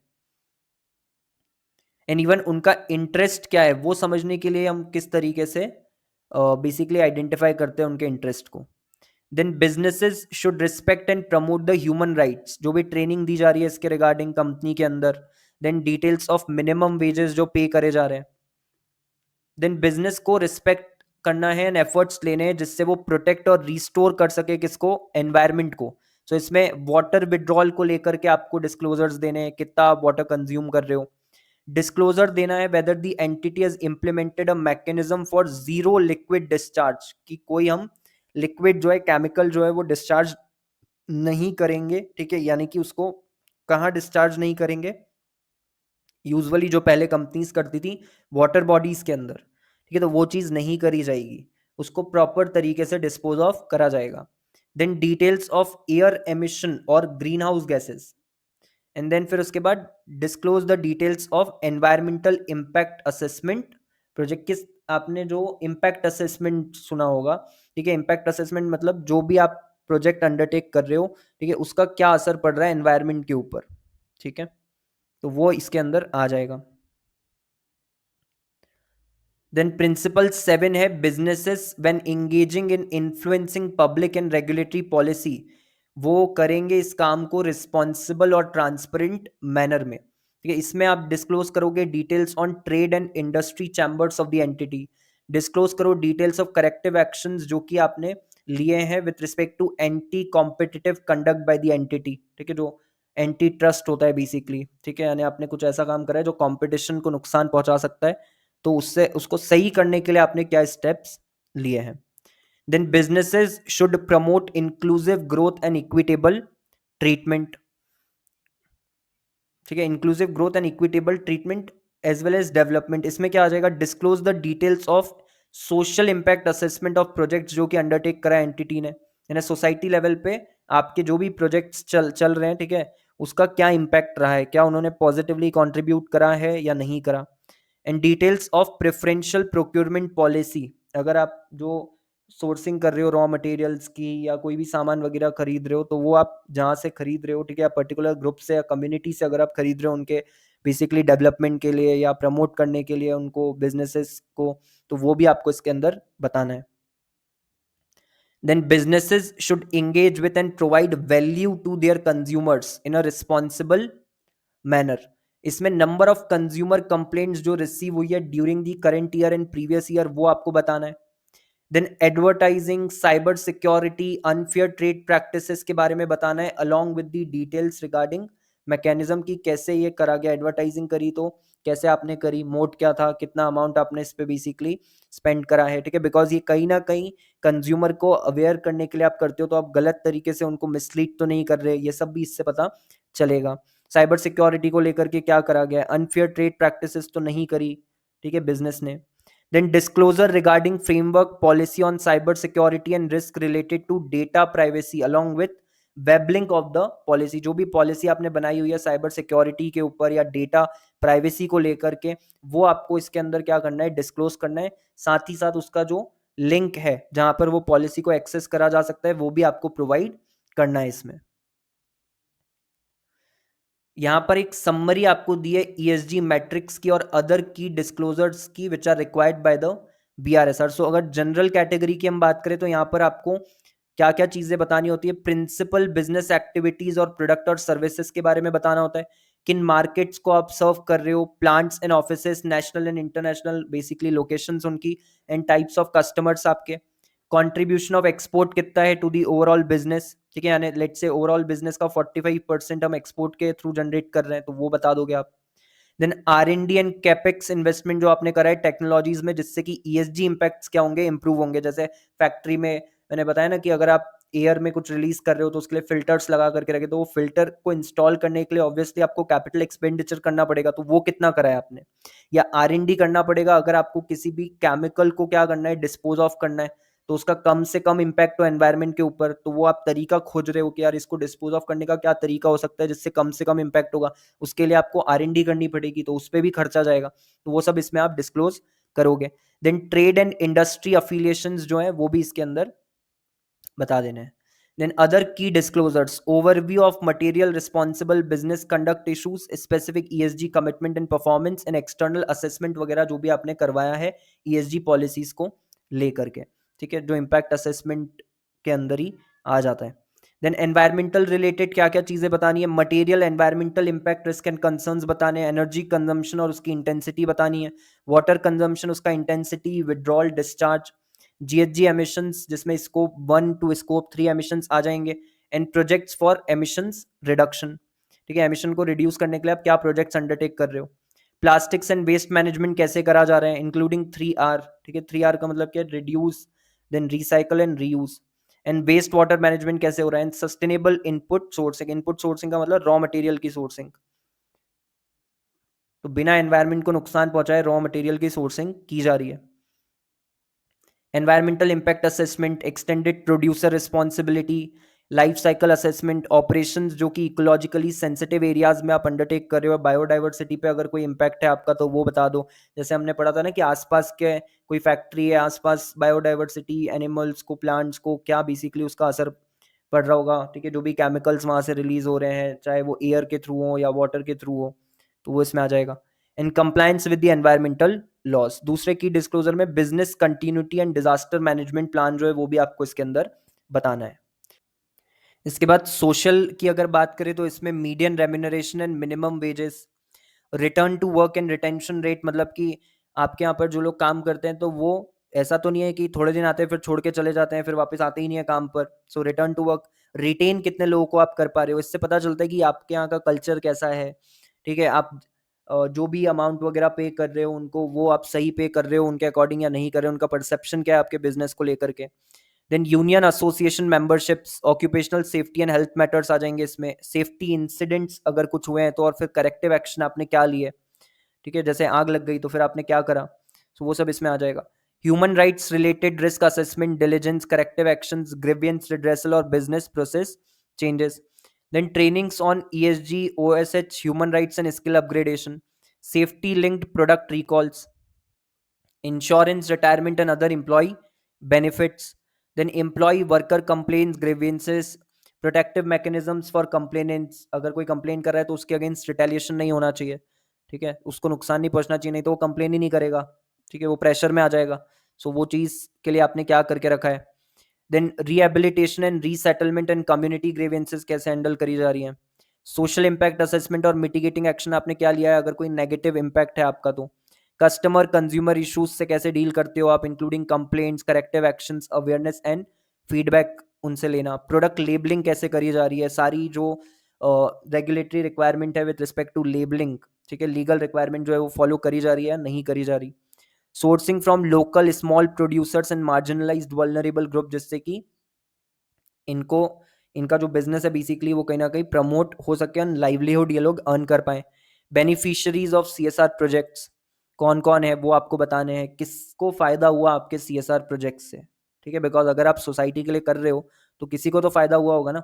सो वो आपको बताना है। डेटा प्राइवेसी इश्यूज जो हैं, ठीक है, वो इसमें आ जाएंगे। अगर कोई डेटा बेसिकली प्राइवेसी का ब्रीच हुआ है तो वो इसमें आ जाएगा, बिकॉज वो किसका डेटा है, अगेन कस्टमर्स का है, तो कस्टमर्स जो है वो सोशल वाले एस्पेक्ट में ही कवर होंगे। देन अदर की डिस्क्लोजर में framework policy on cyber security and data privacy risk, जो भी आपने पॉलिसी बना रखी है वो भी आपको बतानी पड़ेगी with respect to cyber security and data privacy. Governance की अगर बात करें तो anti bribery, corruption, disciplinary sanctions जो आपने लिए हैं डायरेक्टर्स को लेके, एम्प्लॉयज को लेके, करेक्टिव एक्शंस जो लिए हैं वो इसमें आ जाएंगे। कन्फ्लिक्ट ऑफ इंटरेस्ट, जिसमें डायरेक्टर्स, KMPs जो है इन्वॉल्व हैं और उससे रिलेटेड करेक्टिव एक्शंस आपने क्या लिए उसको सही करने के लिए। कैसे आप आइडेंटिफाई और इंगेज करते हो की स्टेक होल्डर्स के साथ में। एंटी करप्शन और ब्राइबरी पॉलिसीज जो है वो भी आपको क्या करना पड़ेगी, डिस्क्लोज करनी पड़ेगी। तो पॉलिसीज जो भी आप बना रहे हो वो तो आपको क्या करना है, डिस्क्लोज करना है। उसके बाद में बेनिफिट्स ऑफ BRSR रिपोर्टिंग जो है ये इंपॉर्टेंट है, इस पर आपको क्वेश्चन बन करके आ सकता है। तो इसमें सबसे पहले आपकी ESG परफॉर्मेंस जो है वो इंप्रूव होती है इससे, और ये पहले भी हमने डिस्कस कर लिया है कि अगर आपको डेटा पॉइंट्स मिल जाए तो आप समझ सकते हो कि ESG के टर्म्स में कहाँ कहाँ गैप्स हैं, फिर आप करेक्टिव एक्शन ले सकते हो उसको सही करने के लिए, जिससे आपकी ओवरऑल परफॉर्मेंस जो है वो क्या हो जाएगी, बढ़ जाएगी। सो इससे आप मॉनिटर कर सकते हो ESG प्रैक्टिसेस को ऑर्गेनाइजेशन की।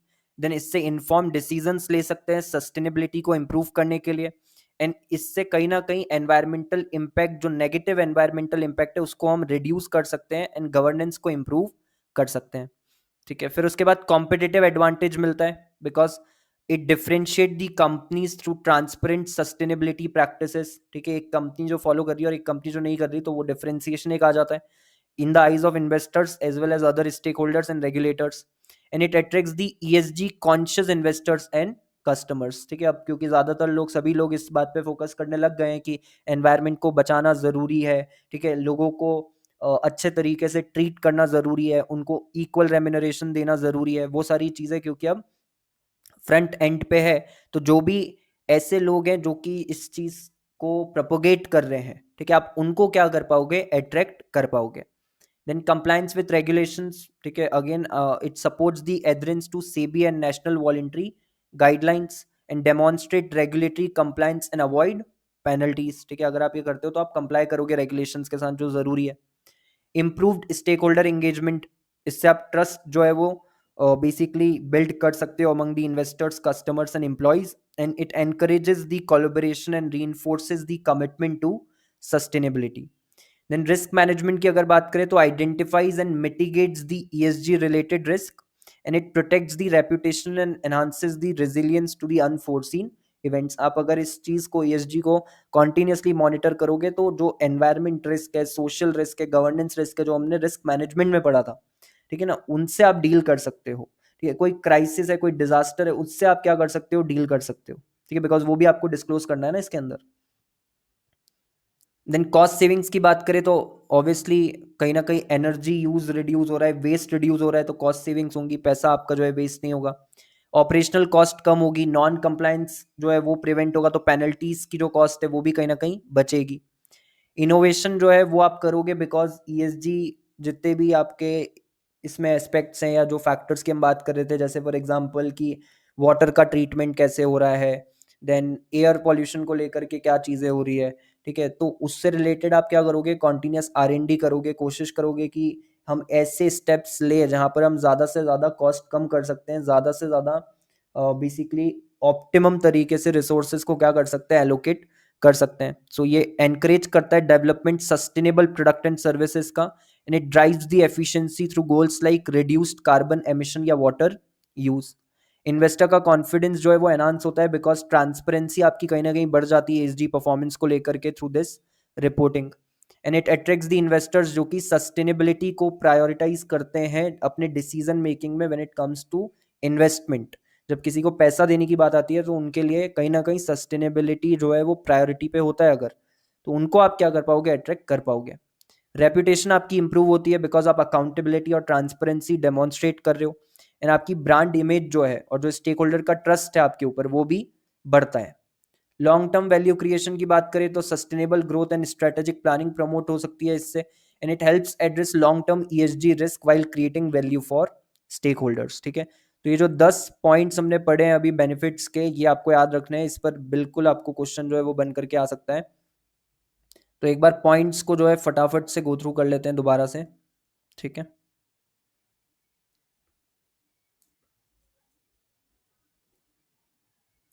सबसे पहला जो आपका पॉइंट था वो था कि आपकी ईएसजी परफॉर्मेंस इंप्रूव होती है। दूसरा कॉम्पिटिटिव एडवांटेज, ठीक है, आपको भी साथ साथ में बोलते जाना है तो आपको याद होता जाएगा, और हेडिंग्स आपको ऐसी की ऐसी लिखनी है।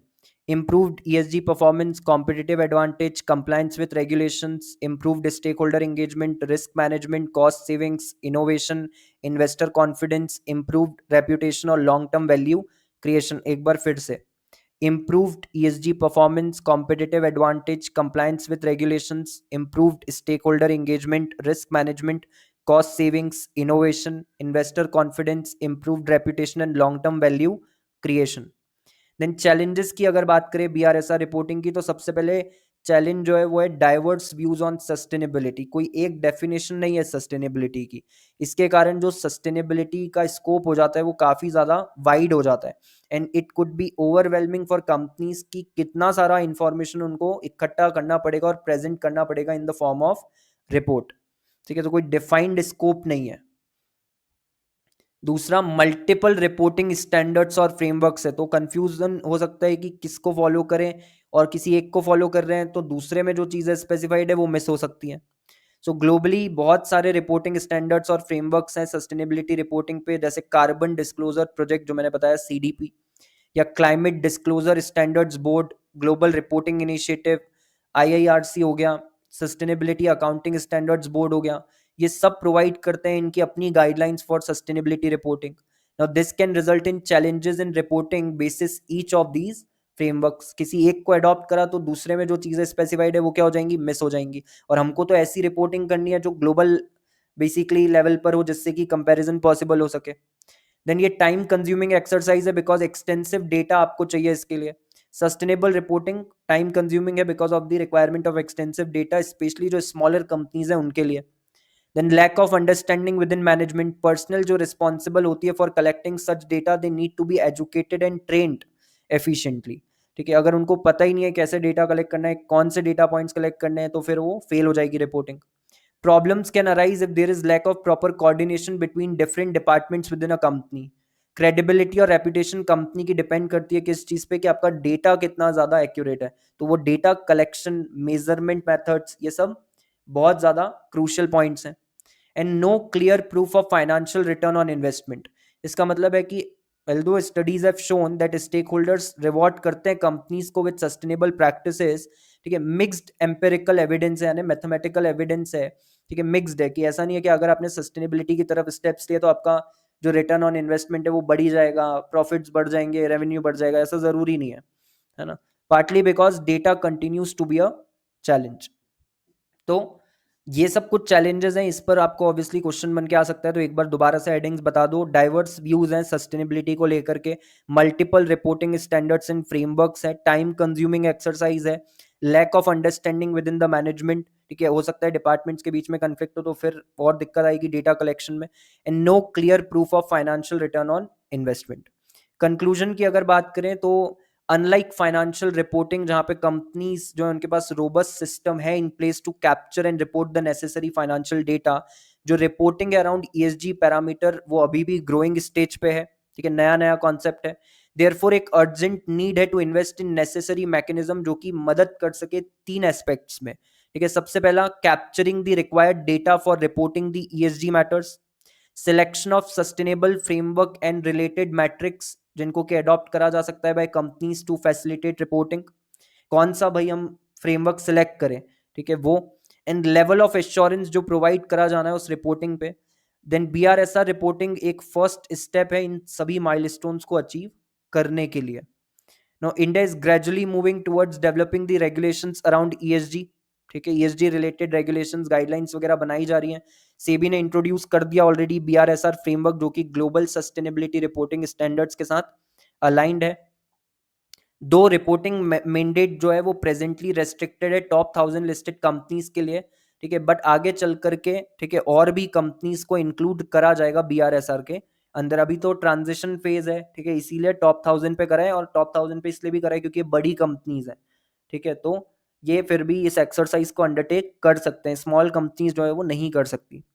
Thus, with BRSR becoming mandatory from the financial year 22-23, investors and ESG rating agencies जो है वो अब रिलाई करने लग गए बीआरएसआर डिस्क्लोजर पे, एंड इंडिपेंडेंट एश्योरेंस जो है इन डिस्क्लोजर का वो जरूरी है जिससे कि क्रेडिबिलिटी जो है वो कहीं ना कहीं एनहांस करी जा सके, और जो इन्वेस्टर का ट्रस्ट है उसको भी क्या करा जा सके, बूस्ट करा जा सके, बिकॉज एश्योरेंस तो चाहिए कि ये जो डिस्क्लोजर है वो सही है, ठीक है, नहीं तो गलत गलत जानकारी पे ही रिलाई करेंगे इन्वेस्टर्स और फिर पैसा देंगे, और फिर बाद में अगर पता चला कि ये तो गलत था तो फिर इन्वेस्टर का ट्रस्ट जो है वो खत्म हो जाएगा।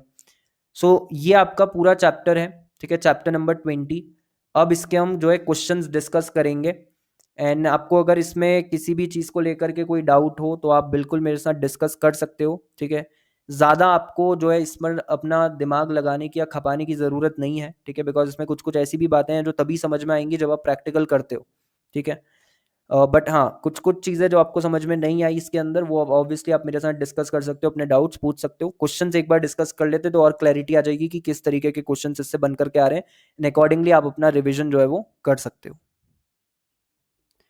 क्वेश्चन की अगर बात करें चैप्टर नंबर 20 से, तो सिर्फ दिसंबर 24 के अंदर जो क्वेश्चन नंबर 6 का ए वाला है ये बस चैप्टर नंबर 20 से अभी तक पूछा गया है, ठीक है। बाकी जो इसका 6 का बी है वो चैप्टर नंबर 19 से आया है, और जो जून 24 का आपका पेपर है, ठीक है, इसके अंदर दोनों ही क्वेश्चन जो आए हैं पार्ट थर्ड में वो चैप्टर नंबर 19 से आए हैं।